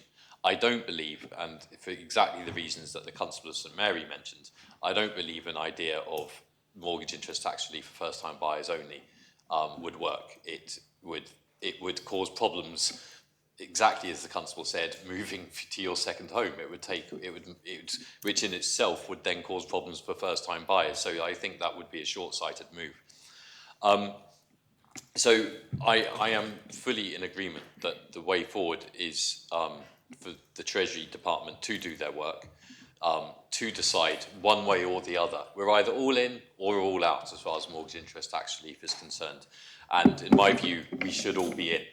I believe it is useful to islanders to be able to claim some benefit from paying interest on their mortgages via the tax system. And I believe it is also an appropriate business expense for people to claim as well. And so that should maintain. So I am entirely supportive of the Treasury Minister's position on this. But, and with regard to Deputy Catherine Curtis's, I apologise, I can't remember if it's the Scrutiny Panel's amendment or Deputy Catherine Curtis's amendment, thank you. I do find it hard because I do have, this I think, despite, yes, I own a property or two properties which I rent out, this feels like the first proposition where there is a direct financial benefit, a really direct financial benefit. I know how much mortgage interest tax relief I receive on those two. I think it's in the tens of pounds. It's not a lot of money.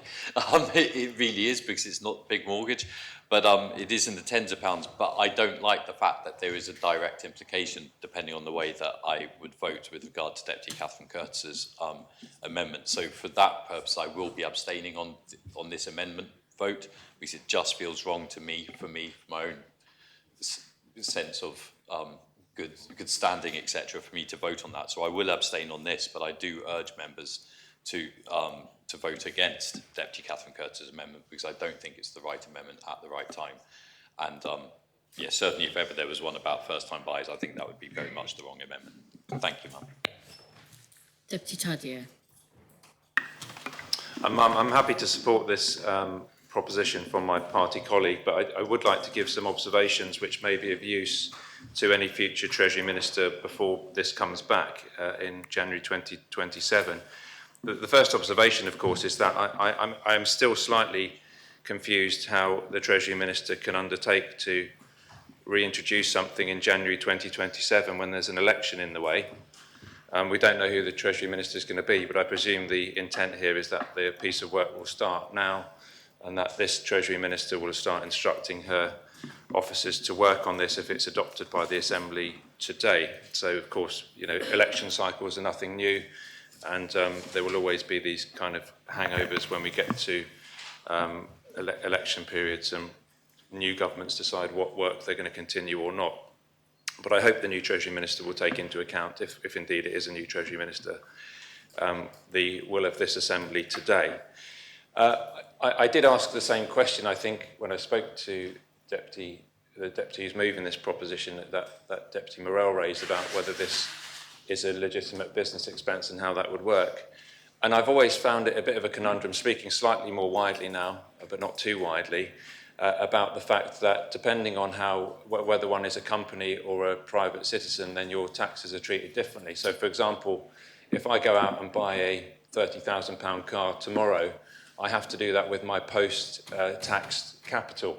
So any capital that I've managed to save in my account, I've already paid my taxes on. But of course, if you're a company, you can, and if I were to have my own company, I could buy that same car for the company, and I could do it with the company's capital.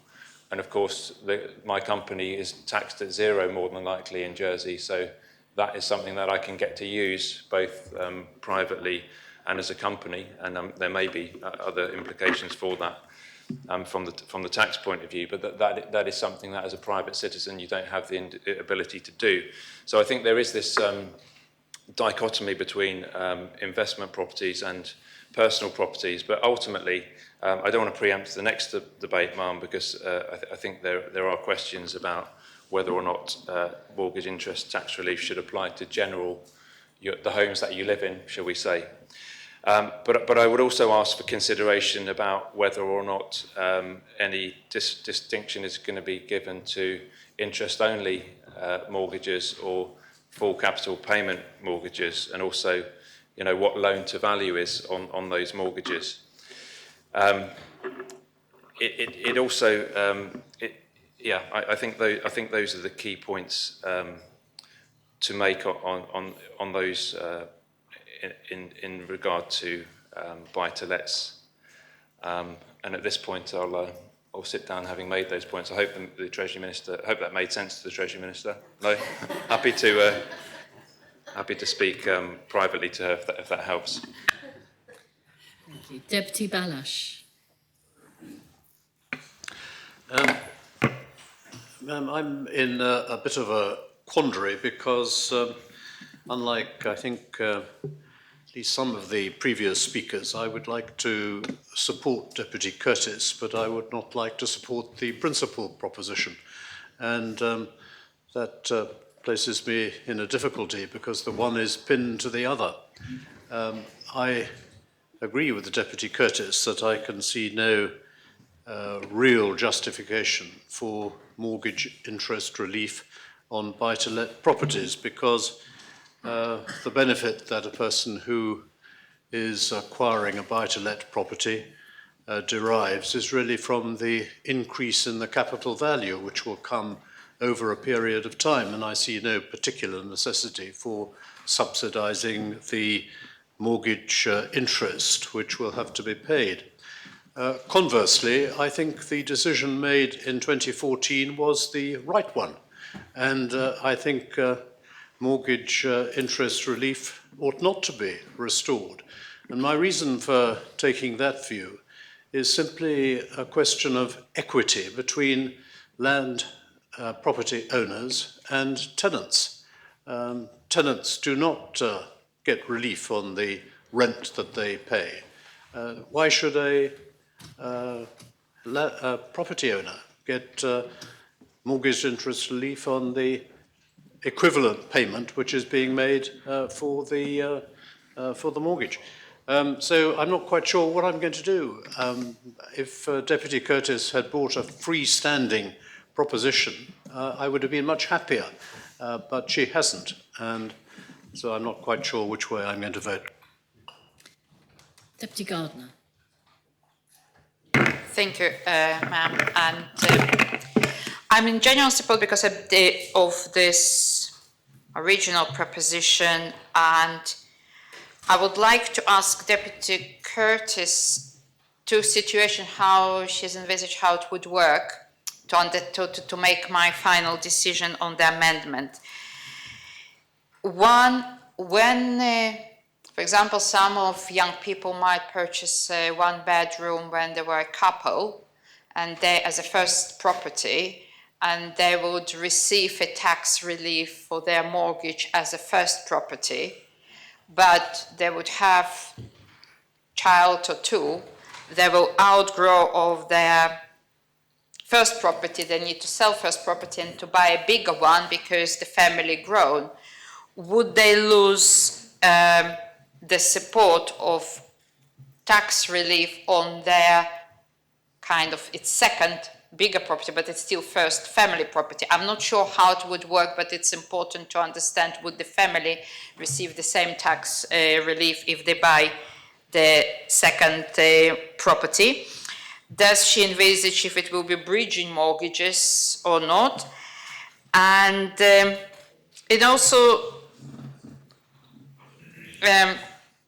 if people right-sizing and coming from bigger property to the smaller property, I'm not sure how it would work. But the main, for me, it's more important, family growing up, buying the bigger property to accommodate the family, would they receive the same relief?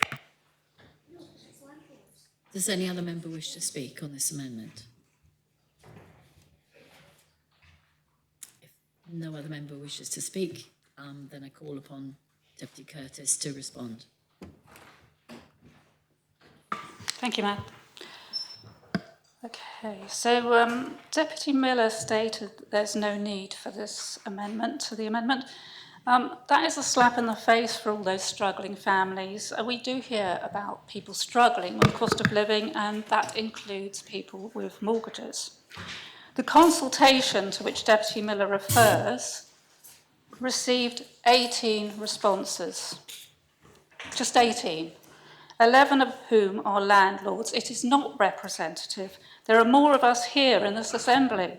I think we can make our own minds up. We do not need to wait for the outcome of that consultation.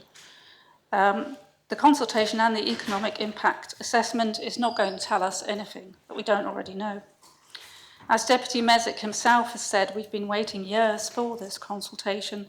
States members do need to take responsibility, and there's no good reason for us that we don't make a decision now.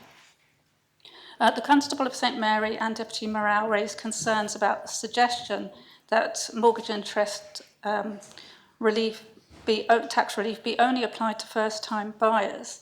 Now that is just a suggestion. It's not the actual amended amendment, so it's not a valid reason to vote against. If the Constable believes that there should be mortgage interest tax relief on buy-to-let mortgages but not on homeowners' mortgages, that would be a reason to vote against, but that is, of course, a fundamentally unjust reason. Deputy Moore talks about the market, and we need to stop this. For too long, this chamber has prioritised the market, and look where that's got us. Probably some of the most expensive housing in the world, which young people can't afford, so they're leaving, with the resulting ageing society. We are representatives of the people who are overwhelmingly not holding buy-to-let mortgages, and many of whom are struggling. I completely agree with Deputy Balash's comments about mortgage interest tax relief on buy-to-lets. But as for inequity to tenants, I do agree with that also. I experience it myself. However, I do think we can give more support to homeowners, and that should be the priority.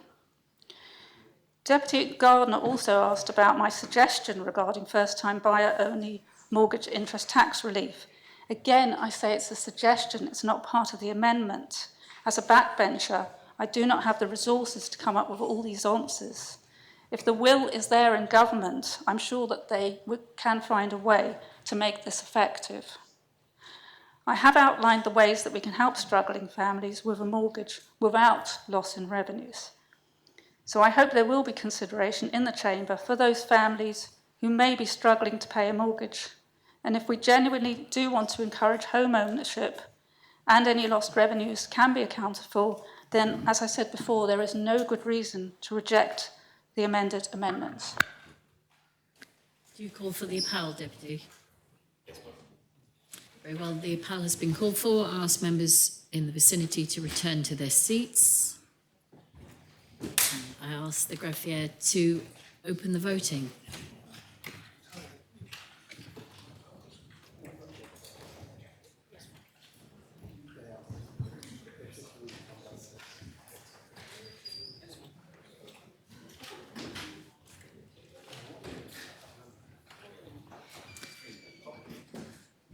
If all members have had an opportunity to cast their votes, then I ask the greffier to close the voting.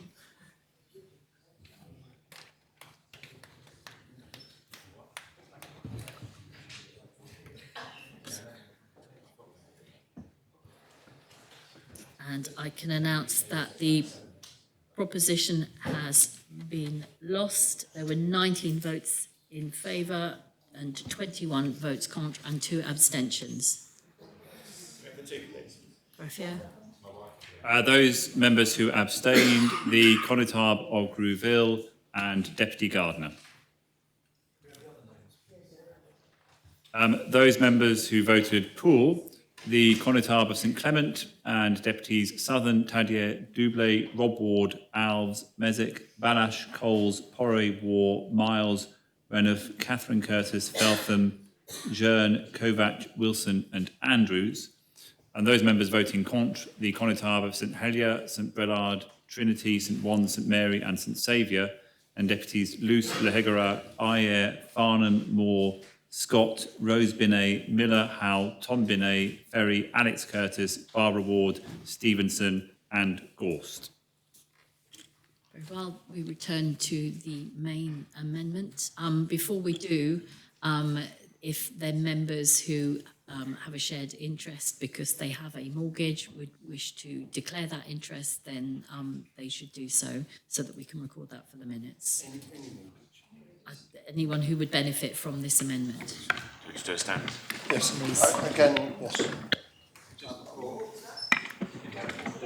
Yes, we have. Yes. Yes. Yes, yes. Anyone who would benefit from this amendment. So I'm seeing the Constable of Greville, Deputies Stevenson, War, Dublay, Coles, Feltham, Alves, Rob Ward, Deputy Porray, Deputy Tom Binet, Deputy Tadier, Deputy Rose Binet, and the Chief Minister. Thank you. Does any member wish to speak on this amendment? Deputy Coles. Thank you, Ma'am. I rise because I do support this amendment because I believe that the security that people get from home ownership, and I'm going to try and get my tongue around that one, the security we gain from home ownership means we have more stability as we get into our older age. And as the Deputy in his opening speech remarked that obviously property prices have increased dramatically. We're also now in a position where not only has the property price quadrupled in the time that he mentioned, but even in the time that I've had my mortgage myself, I've seen the interest rates quadruple.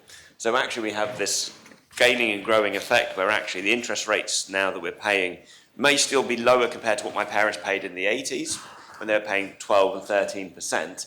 But of course my parents paid £16,000 for their first property, so the balance is very, very different. So that interest is really a struggle for a lot of people, and it is one of those points where because you have to commit to what you're paying back in your mortgages and your loans, that it can be a deterrent for some people to then have to go through the phases that it comes through. I had considered bringing an amendment to Deputy Ward's amendment about considering maybe putting a cap on the amount of relief that we should have, because I don't believe it should be on the full total value, because I think then we're sort of maybe unbalanced where we're directing the relief to. But I think a certain amount of relief for all homeowners would be beneficial to help them get through those initial struggling days of those first couple of years of paying the mortgage till they get into that flow of everything, and where that equity balance sort of shifts, where your loan to value ratio goes down and your interest rate sometimes comes down with it, and then you get to a point where you pay less in your mortgage than you would on average rent. And I think there could be a period of time where some sort of mortgage interest relief would be beneficial. And so this is why I feel that I can support this, because it is words to request the Minister for Treasury and Minister for Treasury and Resources to reintroduce a policy of mortgage interest relief. Now, this policy can be wide or it could be very narrow in scope, as Deputy Curtis mentioned in her speech for the amendment to the amendment. It could just help first-time buyers for the first 5 years. It could just be something as simple as that. So I think this is something that needs to be investigated, something that should come back, because, yeah, as the Deputy says, Middle Jersey is struggling, and this will help many, many islanders. Minister for Treasury and Resources. Thank you, Ma'am. Ma'am, on the face of it, I accept that this may seem like an attractive amendment. The government absolutely wants to support home ownership, and we know that some households are struggling with the cost of living. We must, however, ask ourselves a fundamental question. Why should we, as an Assembly, support a measure that helps those with mortgages and thus own their own homes, but does nothing for families who are struggling to pay the rent? The Assembly voted to phase out mortgage interest tax relief over a 10-year period in 2015, and it did so for very good and economically sound reasons. Deputy Mezek was not right to say earlier that such decision was not based on evidence. International research, as well as an analysis undertaken specifically for Jersey at the time, shows that this type of relief has no positive impact on home ownership rates and in fact can have detrimental effects on the housing market. That evidence informed a decision taken by States members in 2015 and it holds true today. So this is year 10 of that 10-year phase-out project proposal, which will end at the end of this year. This is the last year which it will be available. And sometimes I think that Assembly took a very brave decision, and I wonder if we would ever manage to take such a brave decision here. So in jurisdictions in which supply cannot keep up with demand, mortgage interest tax relief has been shown to support artificially high prices which benefit current owners while causing unnecessarily high barriers to new buyers. The relief encourages the use of debt with potentially negative consequences for financial stability and household finances. Most importantly, mortgage interest tax relief drives a wedge between the cost of owner occupation and the rental market that primarily disadvantages those on lower incomes and those with less capital available to them. For these reasons, mortgage interest tax relief has been removed in the majority of OECD jurisdictions, including the UK.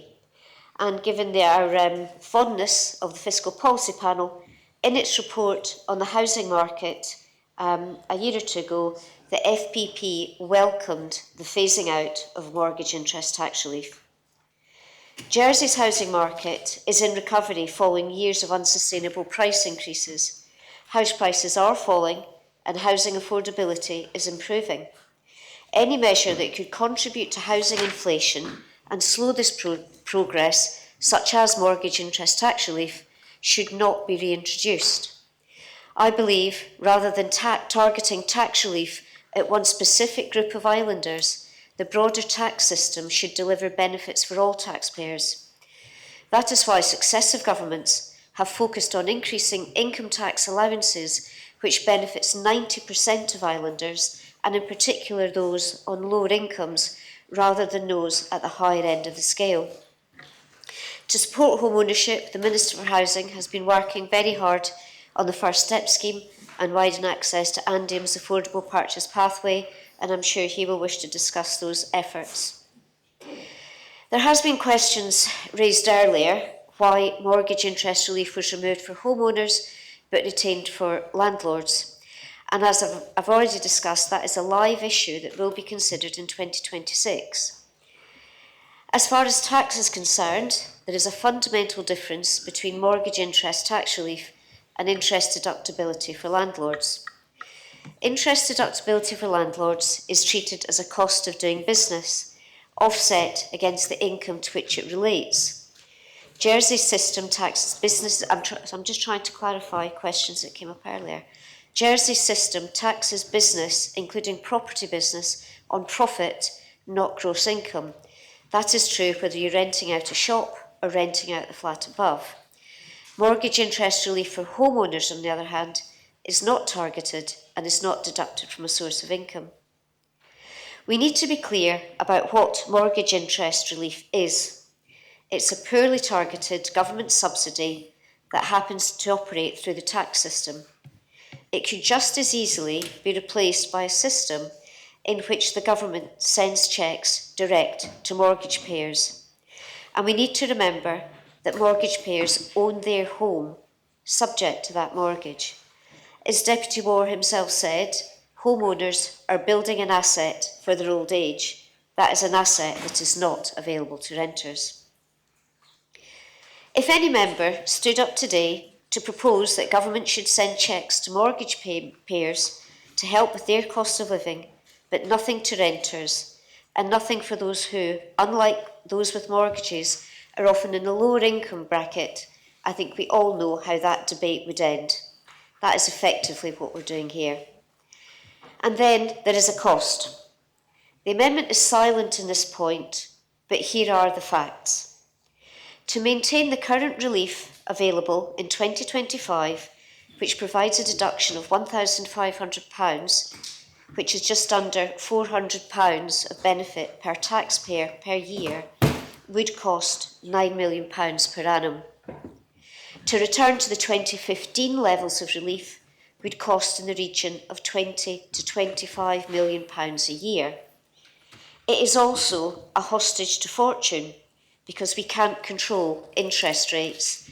We can all remember, and I agree with Deputy Ward, I'm also from the very lucky generation, but when I bought a flat it was at a 9% interest rate, and I was there in the early days of that mortgage when interest rates went to 15%.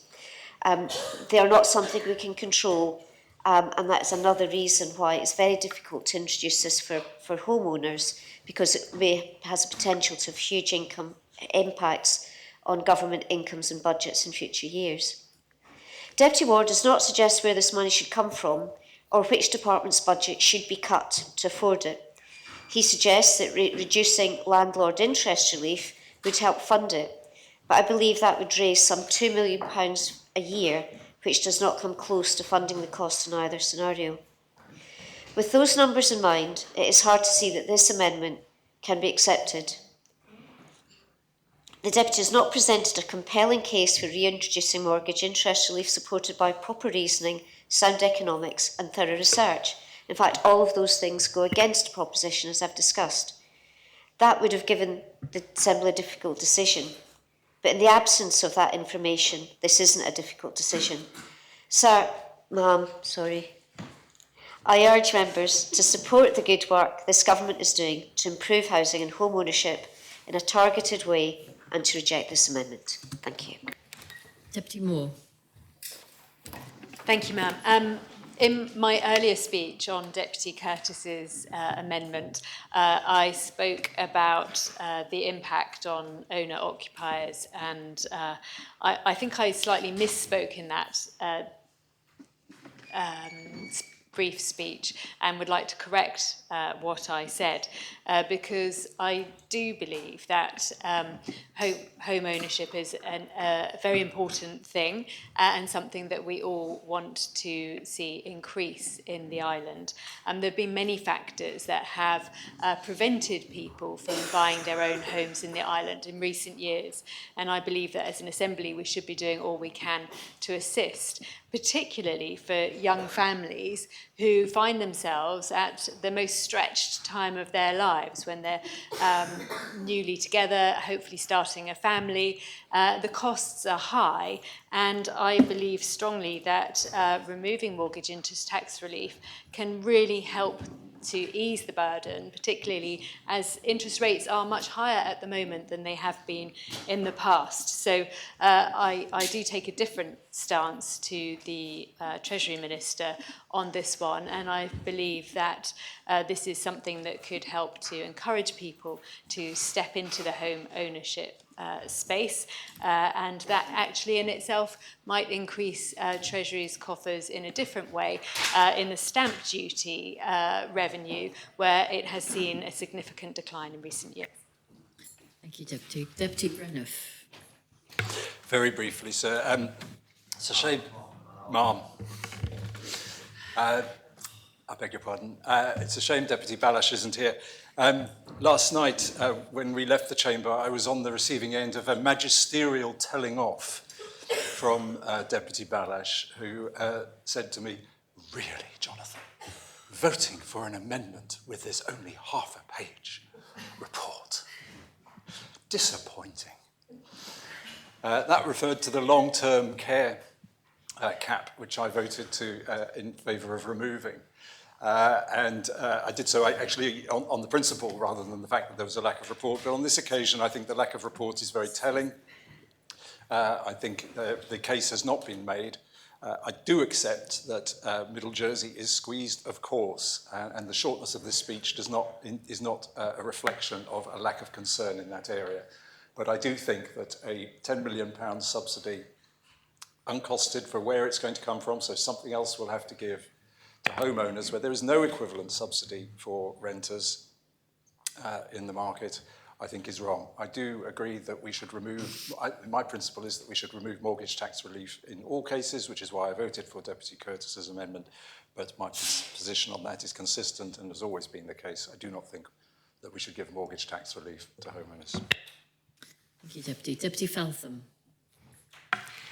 Thank you, sir. I agree. Sorry, thank you, ma'am. I agree with a lot of what the previous speaker had to say, actually. My concerns around this particular amendment is the specific lack of detail, the fact that it is untargeted, uncosted, and the fact that I don't know what the effect of those costs would be on my departmental budgets and, of course, the income support budget. I have a lot of sympathy around wanting to do something, particularly for people who are struggling with a first mortgage and struggle with the costs of buying a home. But I'm conscious that this amendment is unequal because it doesn't then deal with the same issues for people renting as well. I do want to say to the Assembly that as Social Security Minister, I have been doing some work over the last few weeks. A number of people have come to me, and including some members of this Assembly, concerned around the provision of income support or what may be a lack of provision for income support for people with a mortgage who may be on a low income. So I have instructed officers to do a piece of work. We now have a calculation to, I believe, make the provision more equitable, and I'm hoping to make an announcement on that in the coming weeks and be introducing a measure early in the new year. So I do want to give members some comfort that as Social Security Minister, it is my intention to make some targeted support available to some more low-income people who have a mortgage who may be struggling with the cost of living. For my part, whilst I'm tempted to support what I'm sure will be a popular amendment out there in the public, I think because it's not targeted, it runs the risk of helping people who are who may well be well off in their second, third, fourth home and may well be able to afford their mortgage because of the fact that it's not targeted, not costed, and runs the risk potentially of harming my own departmental budgets and those budgets that are there to help those people that most need help with the cost of living. I can't support this amendment at this time. Deputy Tadier.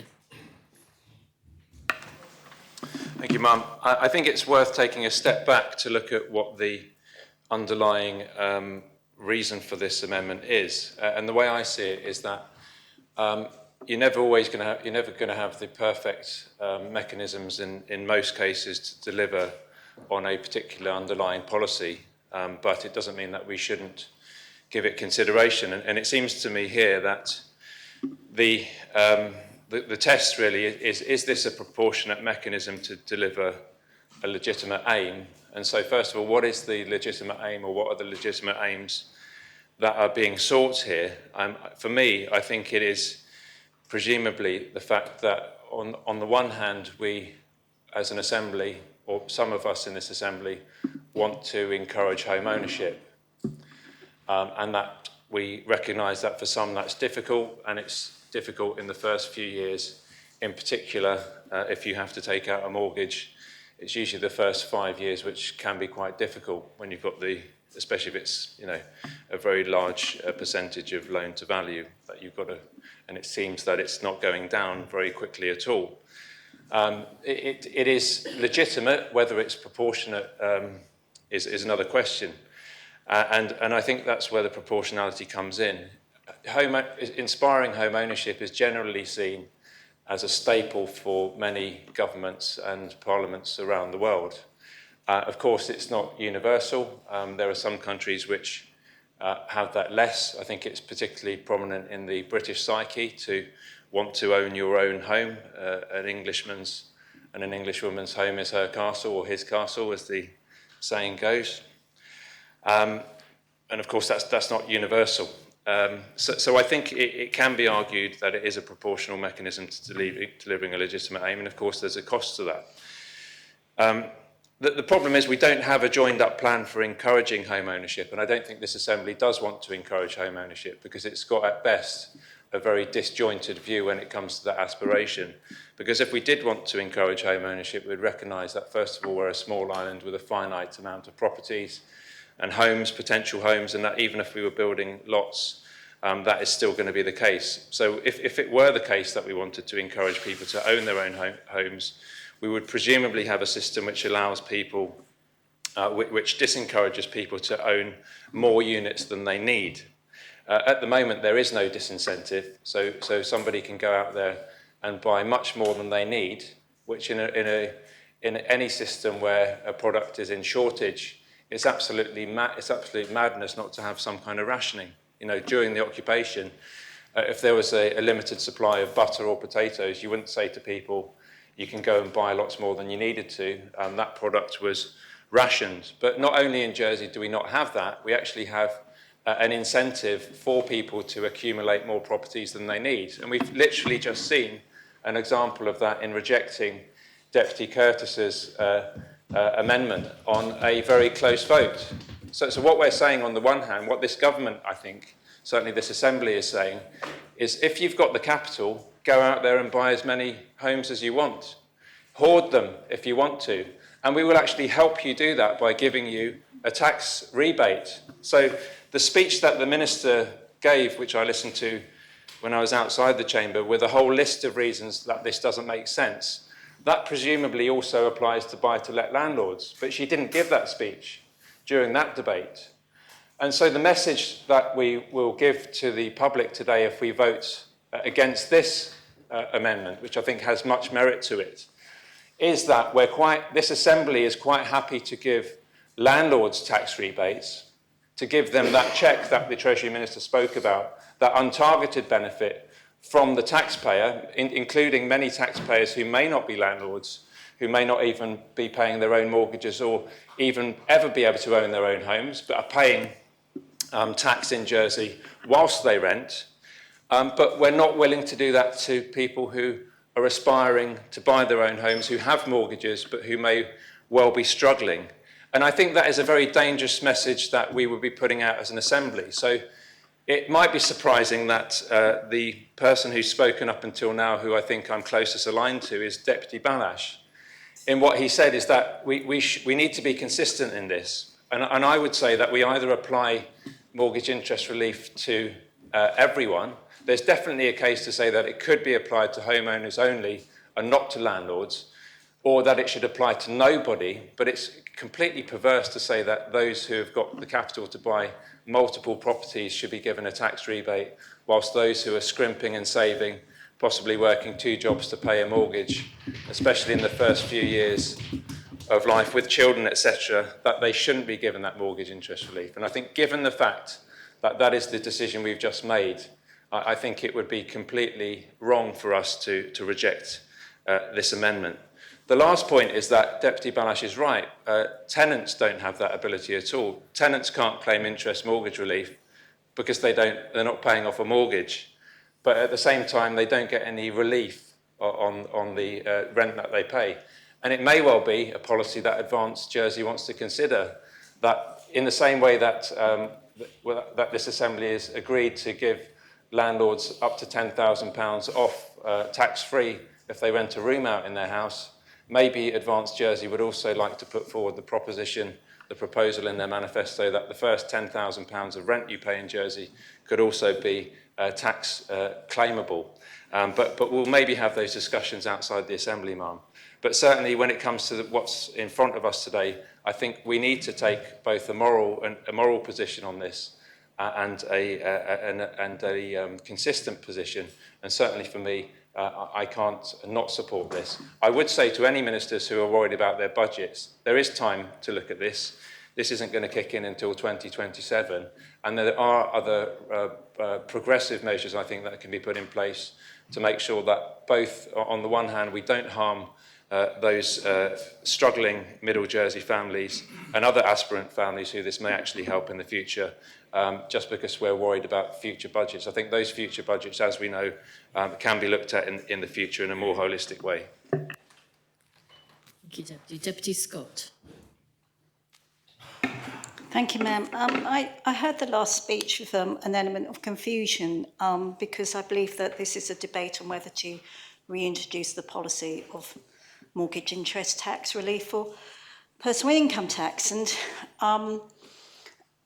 And I had some difficulty with my fellow Deputy St Brillard's position, because I think if you don't vote contrary against this and just basically are going to give tax relief to everybody who's got a mortgage, and bearing in mind how many people do finance business deals or whatever in our community, we're in danger. He may well be supporting a move that actually gives tax benefits to multimillionaires, of which there are a few in our constituency. So I think that he needs to focus a bit more on what the more means kind of tested, trying to do this targeted assistance for buying housing that we currently do have on the assisted housing scheme, that actually is looking more at the people who perhaps otherwise would struggle to buy. And it's not dissimilar, I suppose, even from that argument that we come across with the GST. Everybody's saying, well, yeah, we'd like to have not have this tax here, but then when you actually look at the numbers, you're in danger of assisting people who actually are relatively wealthy. So I would, therefore, on the basis of the reasoning that the I believe the Minister of Treasury put forward quite well, I would just suggest that we should be voting contra this on the basis that an actual way of assisting people in a more targeted fashion is better and kinder to our finances. Thank you, Deputy. Does any other member want to speak on this amendment? If no other member wishes to speak, then I call upon Deputy Ward to reply. Thank you, Ma'am. I'll get that one right. Thank you to all the members who've taken part in the debate. It's very interesting to have so many different points of view. I think the people out there, and I talk to those people out there who are struggling with their mortgages, who are struggling with the cost of living, for goodness sake, Assembly members, cost of living crisis. We've got to remember there is a cost of living crisis out there. What are we constructively doing to help people, ordinary folk out there? Just heard Deputy Scott talk about multimillionaires. This isn't about multimillionaires. This is about ordinary people trying to hold it together to pay the running costs of their lives. This is trying to help those people. So when the public, I just think, must beg a belief that we all talk about cost of living crises, but we actually don't do anything to mitigate it. And so this is a huge opportunity. We can criticize the targeting. Oh, it's not particularly for that people. Oh, it misses those people. It's so unfair for those people. But we've got to do something. Don't kick the can down the road. Let's do something. Do something today. Do something constructive for those people who are struggling. That's what the folk of Jersey want to hear about. That's what the next election's going to be about. It's going to be about what did you do to help with the cost of living when you had the opportunity to vote in a positive way to help out Middle Jersey or the net contributor to tax. What were you doing? It's interesting, we have all these concepts around policies and, oh, it might not be this width, or it's 500,000 to 1 million. Does it do this? That's for the next year to work it out. Let's work out some stuff. Don't turn around and say, oh, just because my report didn't go around costing to the halfpenny what this policy is about, what we're going to do, that's irrelevant. We have 12 months to sort that all out. But as usual here, what I'm hearing from some members is, it's better to do nothing, don't do anything, because the Treasury Minister's got it under control. She'll be bringing something in 2026. We've got the Social Security Minister also kicking the can down the road. I've got something in the plan, something in the works. The people of this island want to hear us doing something now. This is the opportunity to do something now. I urge members to support this amendment, please, in the interests of all those people who work so hard and contribute so much to our economy in Jersey. For that, I call the appel. Very well, the appel has been called. If there are any members in the vicinity, ask them to return to their seats. And I ask the greffier to open the voting.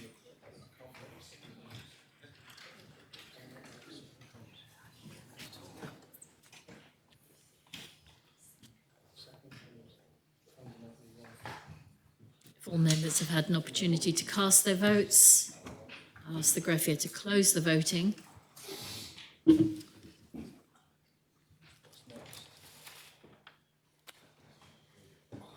And I can announce that the proposition has been rejected. There were 13 votes pour, 2 abstentions and 26 votes contre. Can I have the votes? Greffier. Those members voting pour, the Connétable of St Mary and St Saviour, and deputies Southern, Tadier, Doublé, Gardner, Moore, Coles, Porray, War, Catherine Curtis, Kovac and Stevenson.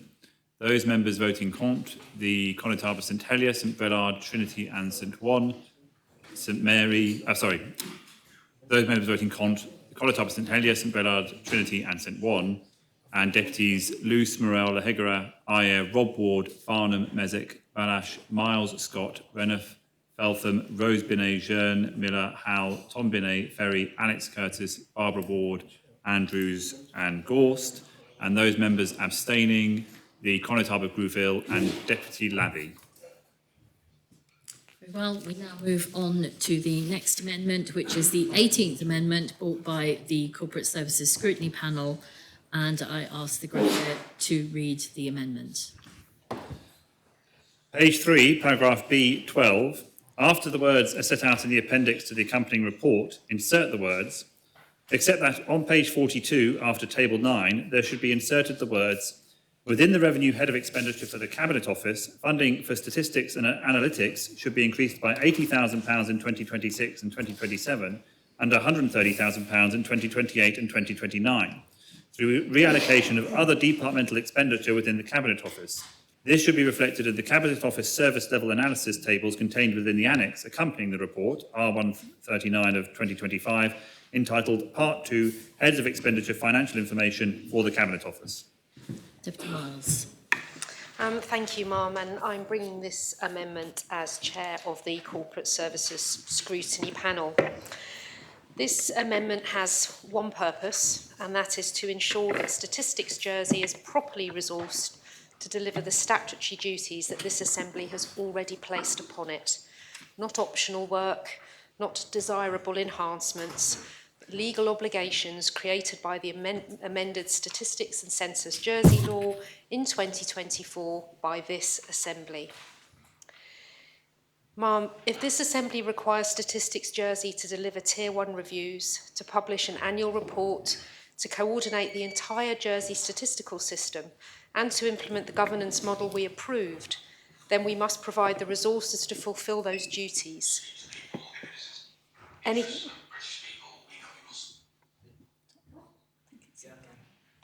Anything less... Sorry for that interruption, I'm not quite sure what that was, Deputy Miles. Anything less means the island's new statistical system will exist in law, but not in practice. The amendment therefore seeks to provide funding for Statistics Jersey so that it can meet its obligations under the law, resource the annual reporting function, develop and coordinate the strategy for the Jersey statistical system, and undertake the essential development and review of Tier 1 statistics. These are the statistics that inform public policy, underpin our island decisions, and shape the public's trust in our official data. The amended law requires a separate annual report and accounts for the Chief Statistician, a strategy for the Jersey statistical system, and coordination of the Statistical Producers Group, and a programme of ordinary and extraordinary reviews of Tier 1 statistics, our most essential island indicators. When the law was lodged, the government themselves acknowledged ongoing annual costs of £143,900. Despite this, no allocation has been made in the budget. If members would like to show what we agreed, it's on page 24 of P29 of 2024. We knew then what we were asking for. We knew then what we were voting for. So as a result of no allocation made in the budget, the Chief Statistician lodged a business case reflecting exactly what was requested in 2024. It is both reasonable and proportionate to what the law requires. During our review of the budget, the panel learned that this business case was deemed desirable, not essential. We were told that support would instead be provided by the Cabinet Office and Treasury and Exchequer, but we were given no clarity on the nature, capacity or sustainability of that support. And the panel remains unclear why dedicated funding cannot be provided directly to Statistics Jersey to meet the statutory obligations under the law. While Statistics Jersey published its initial list of Tier 1 statistics in November 25, these currently only include Statistics Jersey outputs. Significant further work is required to identify Tier 1 statistics produced by other public authorities and to undertake the required review programme. The assertion made during budget briefings that statistical reviews do not require specific frequencies or defined standards is a matter of concern to the panel. Quality, consistency and independence should not be contingent on available funding. In its comments paper, the Council of Ministers made a number of assertions that I'd like to address. The first one is that this amendment creates unnecessary spending on administration. Ma'am, with respect, it is the law, not scrutiny, who created these administrative requirements. The law requires new governance structures, new reporting duties, new reform programmes and new public accountability functions. To say this amendment creates unnecessary work is to say the law created unnecessary work, and that is not what the Assembly was told when we approved it. We were assured the law strengthened independence and aligned with international best practice. Best practice requires resources. You cannot legislate for independence and then refuse to fund it. They said that the Cabinet Office would provide support internally. We were told the Cabinet Office staff could absorb this work without expanding headcount. Now that may sound efficient, but it's not realistic. We heard directly that the Chief Statistician formally requested funding and that the Accountable Officer deemed it desirable but not essential, and that the bid was rejected, not because the work was unnecessary, but because of the political commitment to curb the growth of government. In other words, resource needs were outweighed by staffing caps, not by an assessment of statutory duties. Yet Article 4.3 of the law is explicit. The Chief Minister must ensure the Chief Statistician has the resources required to discharge their functions effectively and efficiently, not if headcount allows, not if internal capacity can be found. Must ensure. Statutory obligations cannot depend on borrowed support or discretionary goodwill. A further comment says that this amendment undermines Cabinet Office efficiency savings. The Council of Ministers cites staffing reductions and £3.6 million in savings. Positive though that may be, statistical governance cannot be sacrificed to meet broad efficiency targets. Statistics Jersey is not seeking to expand outputs or create new functions. It is requesting the minimal administrative resource necessary to deliver a law that this Assembly approved. Efficiency is not achieved by underfunding statutory functions.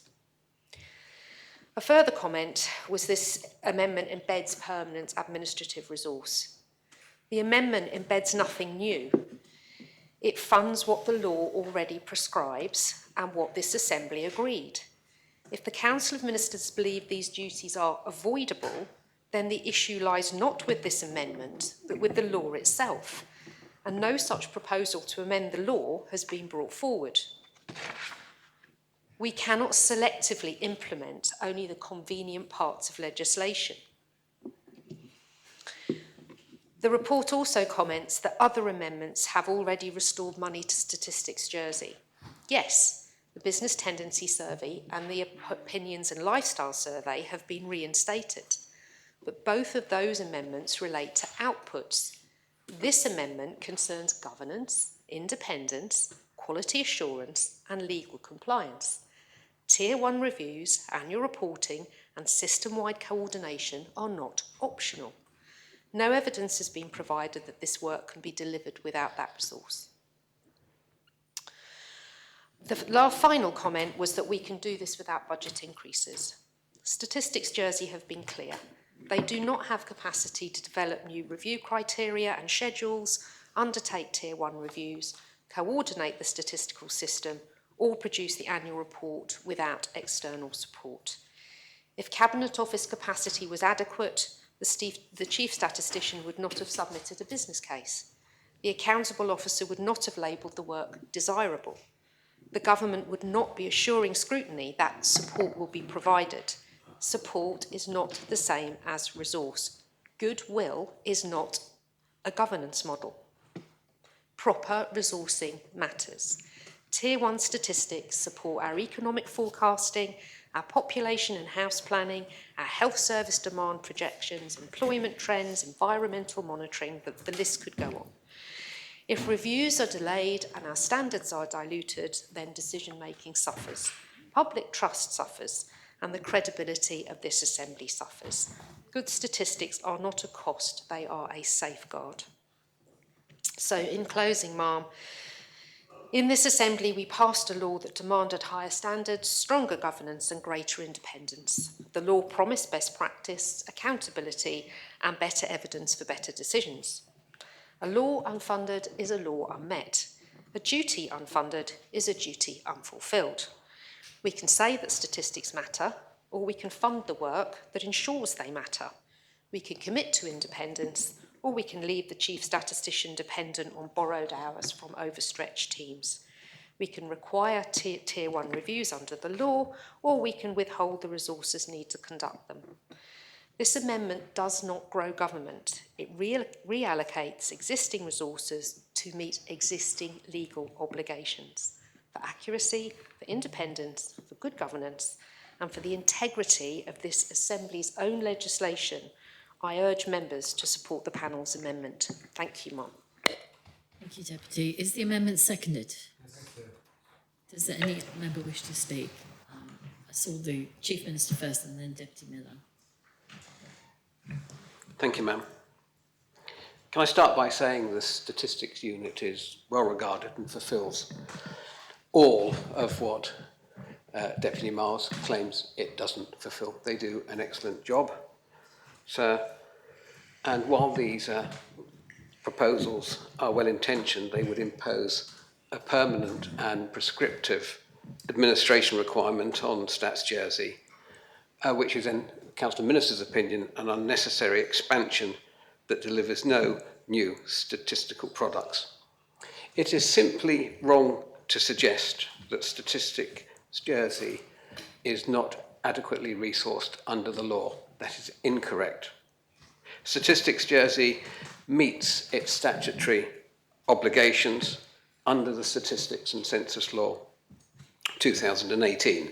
The Cabinet Office has resources and places resources to support them and has committed to providing additional help as and when it may be required.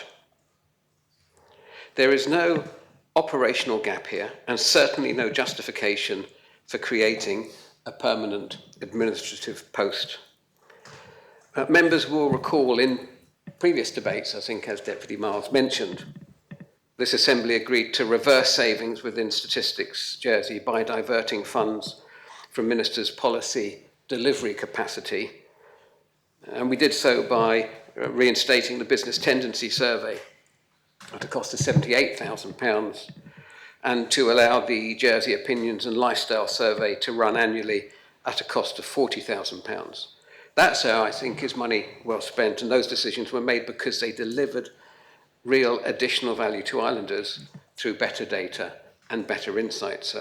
Independence, quality assurance, compliance and everything else that the Deputy mentioned aren't being done, sir, are being done, sir, and I would praise Statistics Jersey for the work that they do.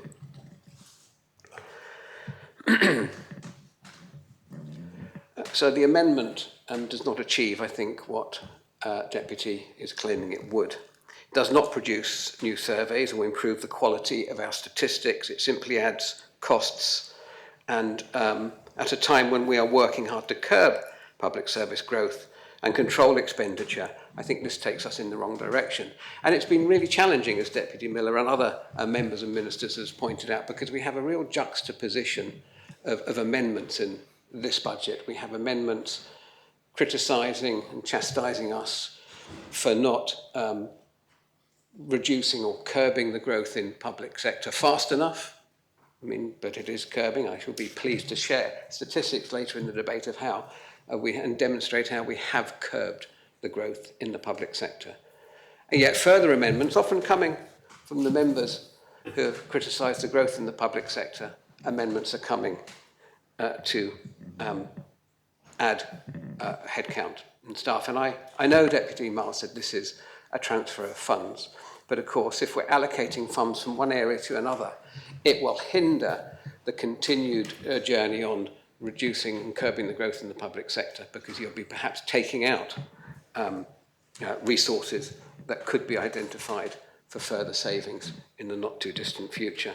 Since this Council of Ministers was formed, the Cabinet Office has saved, has saved £3.6 million and reduced staff by 32 FTE, so that's a 16% reduction. And those hard-won gains, those are hard-won gains, and members and ministers will know the difficult conversations we had. So, but every gain, every headcount is important, is an important part of the journey in curbing the growth in the public sector. Indeed, we're going to have a debate about potentially one member of staff and a small sailing in another arm's length organisation shortly.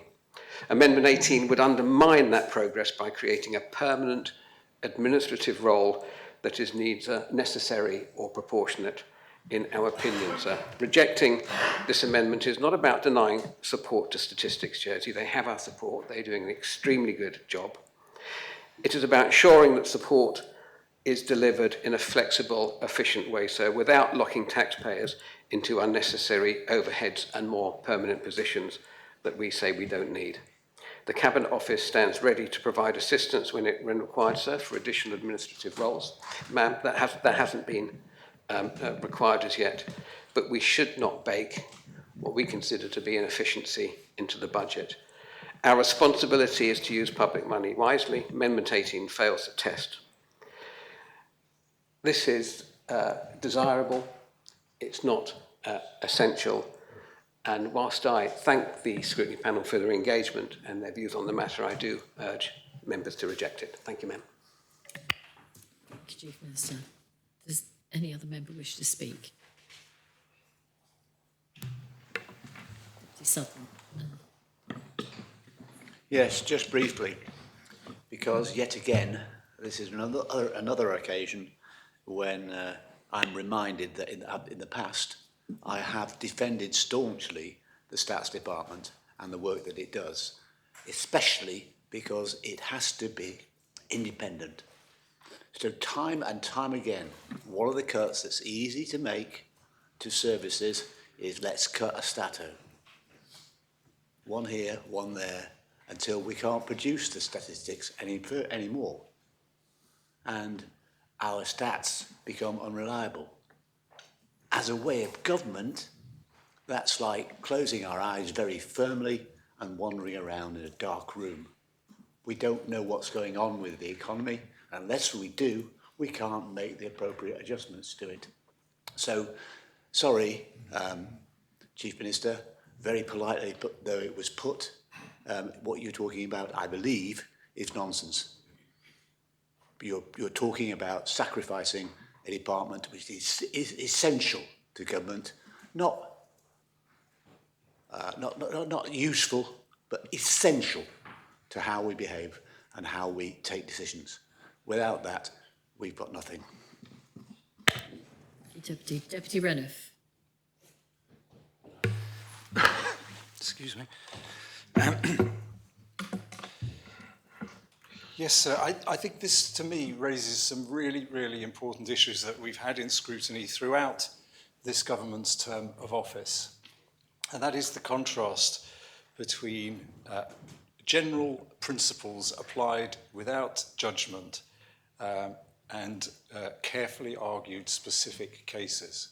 The government has put in place various policies at a high level, policies like a ban on consultants, recruitment freezes, blanket cuts in budgets, and so on, in order to deliver on its promises. And right from the beginning, our scrutiny panel has raised consistent questions. I speak as a member of Corporate Services Scrutiny Panel.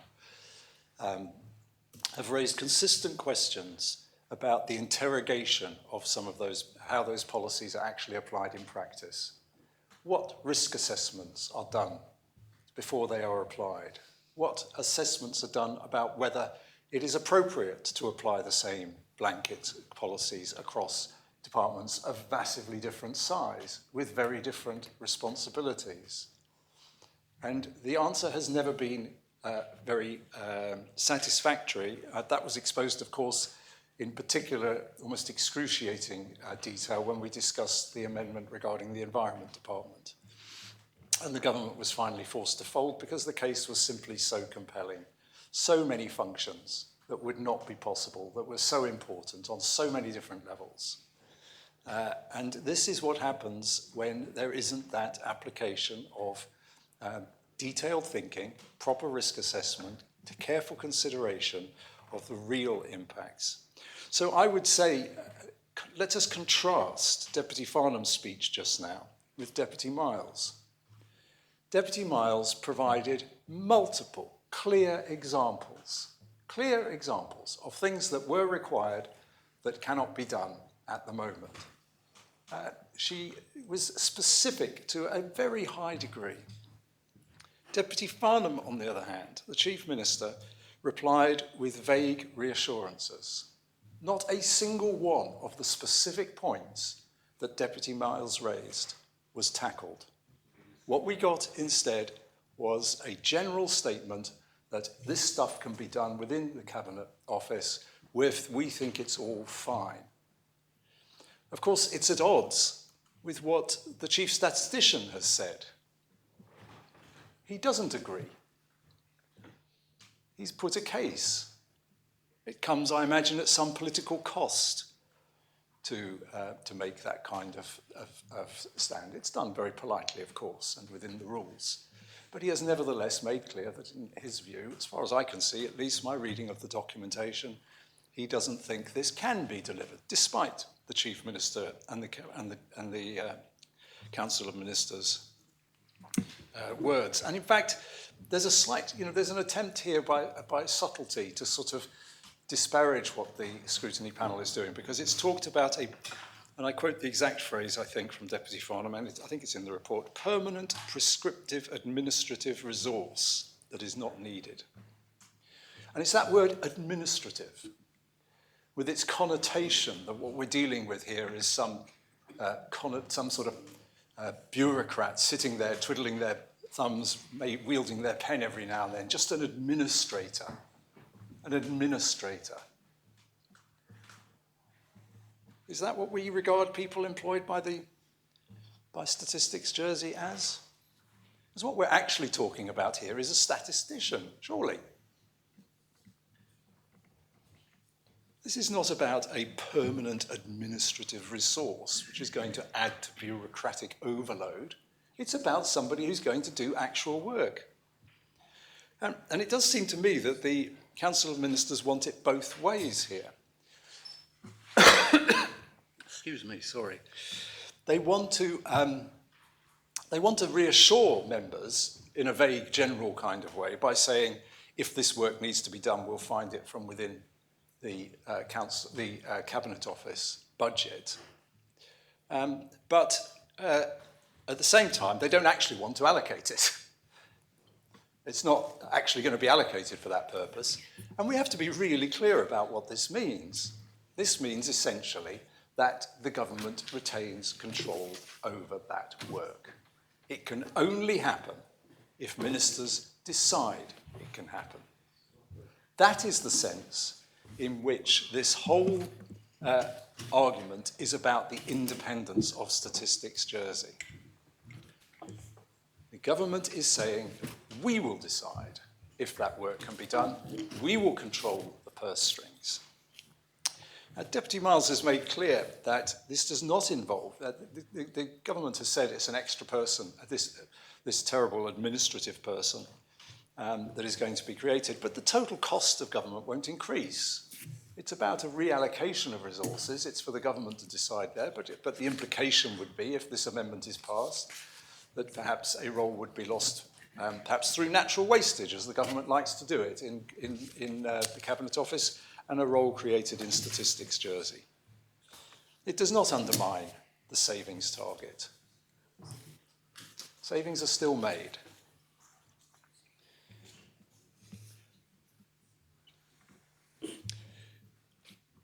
The government has simply decided that, in their view, without advancing a single piece of evidence, this work can be done within the existing resource, despite the fact that the detailed work that needs to be done has been itemised very clearly by Deputy Miles. That is based on what we were told in scrutiny by the statistician.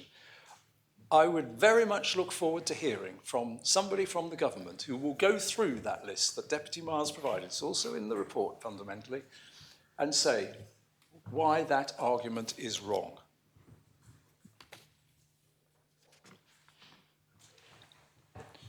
This does not embed additional administrative resource. It provides the resource to do the work that this Assembly has said needs to be done. I think it is a minor sum of money. It's not even an addition, but I think we should stick to that. And the government says at some point that this work can be done. This will stop other work being done because the government's Chief Minister's argument was that if there is reallocation from the Cabinet Office, this means that other work will have to stop. Well, maybe, I don't know, maybe there's some efficiencies to be made there, I don't know. But what I can say is that when we come to decide where resources should be allocated, we should be starting with our statutory duties. Start with the things that we have said in this Assembly, by law, we want to happen. That is the first thing we do, then we decide what else we do. So I will absolutely be supporting this amendment. Thank you, Deputy. Does anyone else wish to speak? Deputy Stevenson. Thank you, sir, and I will be brief. I think the chair and fellow member of the panel have summed it up very, very well there. But I do just want to add a few thoughts. First of all, when the Chief Minister gave his speech, like my colleague sat next to me, where is the evidence was the question that came to my mind. There was a lot of claims there and a very distinct lack of evidence. I think echoing what Deputy Reniff has just said there. But the point I really wanted to make is, and it actually comes back to the Chief Minister's speech made by him earlier in the week on Tuesday, I think, when he said that this government is trying to do things without extra money.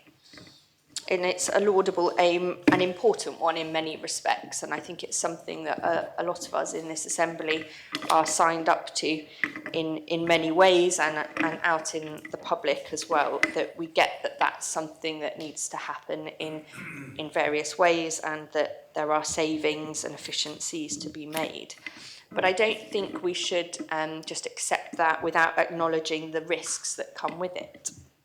And one of the risks is, as we see start to come through in the comments to this amendment, around, well, don't worry, we can provide some support within existing resources.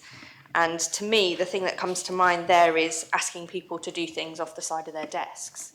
And if you've ever been one of those people that's been asked to do things off the side of your desk, you'll know how difficult it can sometimes be, and the strain it puts you under and your workload, but also how quality can suffer. And the whole experience suffers on both sides. Work tends to suffer on both sides. So, because the question I have there is either it'd be asking people to do things extra on top of a job they already have off the side of a desk, which I think brings us also into the questions that Deputy Southern raised around independence. So there's that concern there as well. or there's the capacity in the Cabinet Office already, in which case, when we're hearing so much about reducing cuts and making efficiencies, I would question why. And when we're looking at moving resource and money around the Cabinet Office for this amendment anyway, I'm still left with the same questions that it seems really obvious. So to come back to the point about doing more with less money and the risks that come with it, of course it's a judgment to be made, and this, as States members, we are being asked to make judgment, use our judgment every single day, and of course ministers are as well, and will have been doing throughout this whole process when they've put their budget together. Really, all I'm left with at the end of this, when you take into the independence points that have been made by the chair and by Deputy Southern as well, and then look at the questions I'm left with about how that extra support is going to be given, and like Deputy Renouf said about the goodwill of ministers to do that support. Really, I think the judgment from the Council of Ministers on this one has been quite poor, to be perfectly honest, and I'd ask members to take all of that into account. Thank you. Thank you, Deputy. Does anyone else wish to speak on this amendment? Deputy Dublé. Thank you, Sir. I'll be brief. I'm a little bit confused by some of the comments which were quoted in the report attached to this proposition, justifying not giving this money to Stats Jersey. And I think it was the Chief Officer of the Public Service, and he said that the amount being asked for is mainly in the annual report area. And what I'm interested to understand is that something that's required by the legislation? And if it is, are Stats Jersey now being told they don't have to do that because they're not getting this money? It all seems a little bit kind of on the hoof and confusing for everybody involved. And to me, the evidence is very clear, actually, that the law that we have put into place that requires this work does require this money. I'm really quite baffled as to why government haven't accepted this amendment. And I think it would be really embarrassing for the Assembly if we rejected it, because it sends a message that we don't value that work and that we don't think that making decisions based on solid evidence is important. And it's essential, sir. If you look at the Joel survey, which the latest results have been released, I really encourage people to have a look at them. They're absolutely fascinating, and we should be making use of them to make the decisions that we make in this Assembly. Spoiler alert, in terms of islanders that are not coping well financially, single parents are still right up there. I really wish that we were making better use of Stats Jersey, and I think they probably feel that as well.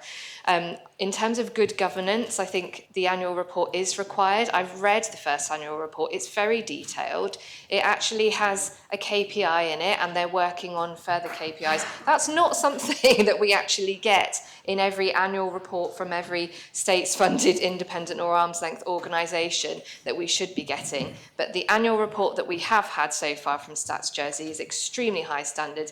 It tells me exactly what they've done, why they've done it, what they're doing for us, what they plan to do, and how they are responding to not just states members but other public bodies and charities, what kind of data and evidence they require. And I just think clipping their wings would be absolutely foolish. I really hope that states members across the board will vote for this and take this really seriously, because actually it is very important. It's possibly one of the most important areas that we can put money into, because without good evidence and good data, we cannot make good decisions. Thank you, Deputy. Treasury Minister. Sir, I'd just like to make one point. The Chief Statistician's bid was for a business administration officer, not a professional statistician, as has been suggested in this debate. I'd just like to correct that one point. Thank you, sir. Thank you, Minister. Does anyone else wish to speak on this amendment?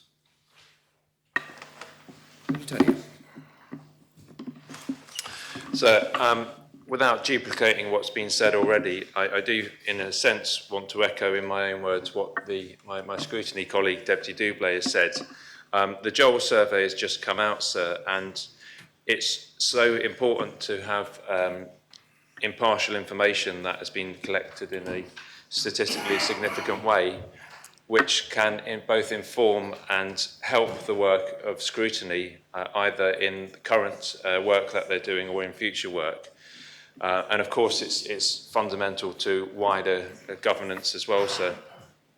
I'll just give one example of how that's important, is that Statistics Jersey approached the scrutiny panels before the Joel's survey was finalised in terms of its questions, asking if there were any questions which we might consider for submission. And it doesn't mean that they would, of course, automatically put any questions that we would want them to be in there.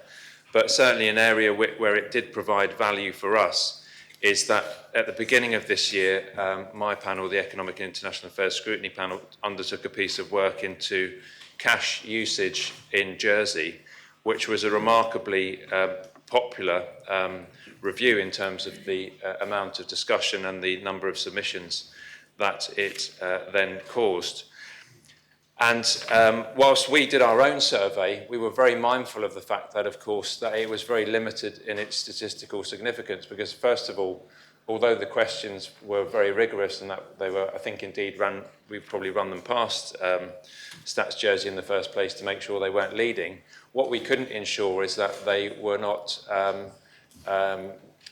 because of the nature of the self-selection of individuals who came forward, it's necessarily only people who feel strongly, usually, about any one particular subject who will therefore take part in a review. So it could theoretically at least garner a lot of responses from people with strong opinions one way or the other, which might not necessarily capture a lot of those people in the middle who don't have a particularly strong view. And indeed, in a lot of ways, those are exactly the kind of people that we want to hear about from.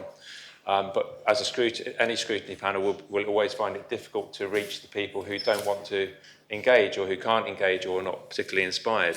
The Joel survey in Statistics Jersey, with whatever survey they're doing, is different, of course, because it does go out to all to a selection of a cross-section of households in Jersey for them to fill it in.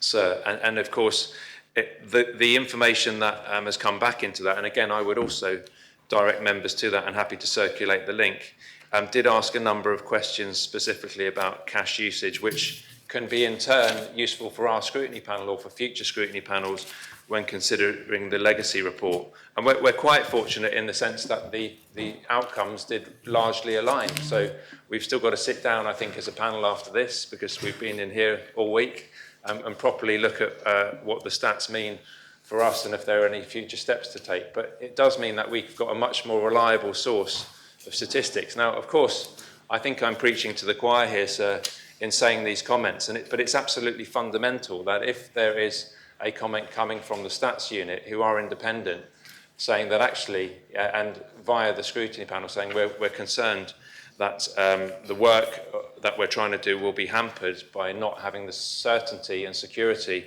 of this extra resource, call it a resource, I don't know whether it's going to be an actual statistician.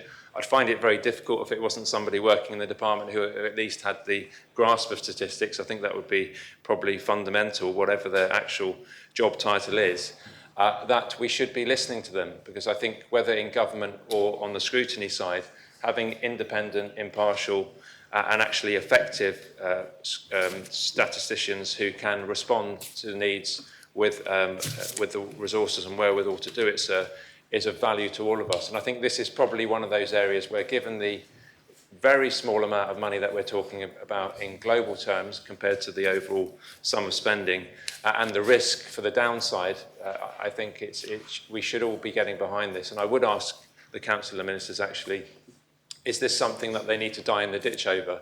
I think for this small amount of money and the value that it could return, and the downside if they don't get it right, I think government should actually be taking the lunchtime break, sir, to have a word with Deputy Miles, and I would invite the Chief Minister to maybe have that conversation over lunch break to see if this is another area where a government and scrutiny could be united, getting behind the Stats Department and actually saying, OK, let's ring fence this money. It does just ring fence the money. It means that it's there to be used for that purpose, and it's up to government exactly how that money will be spent. Thank Could you, I ask Deputy. for the lunch break as well, please? Adjournment's proposed. Members content to adjourn? Yes. Assembly stands adjourned until 2:15.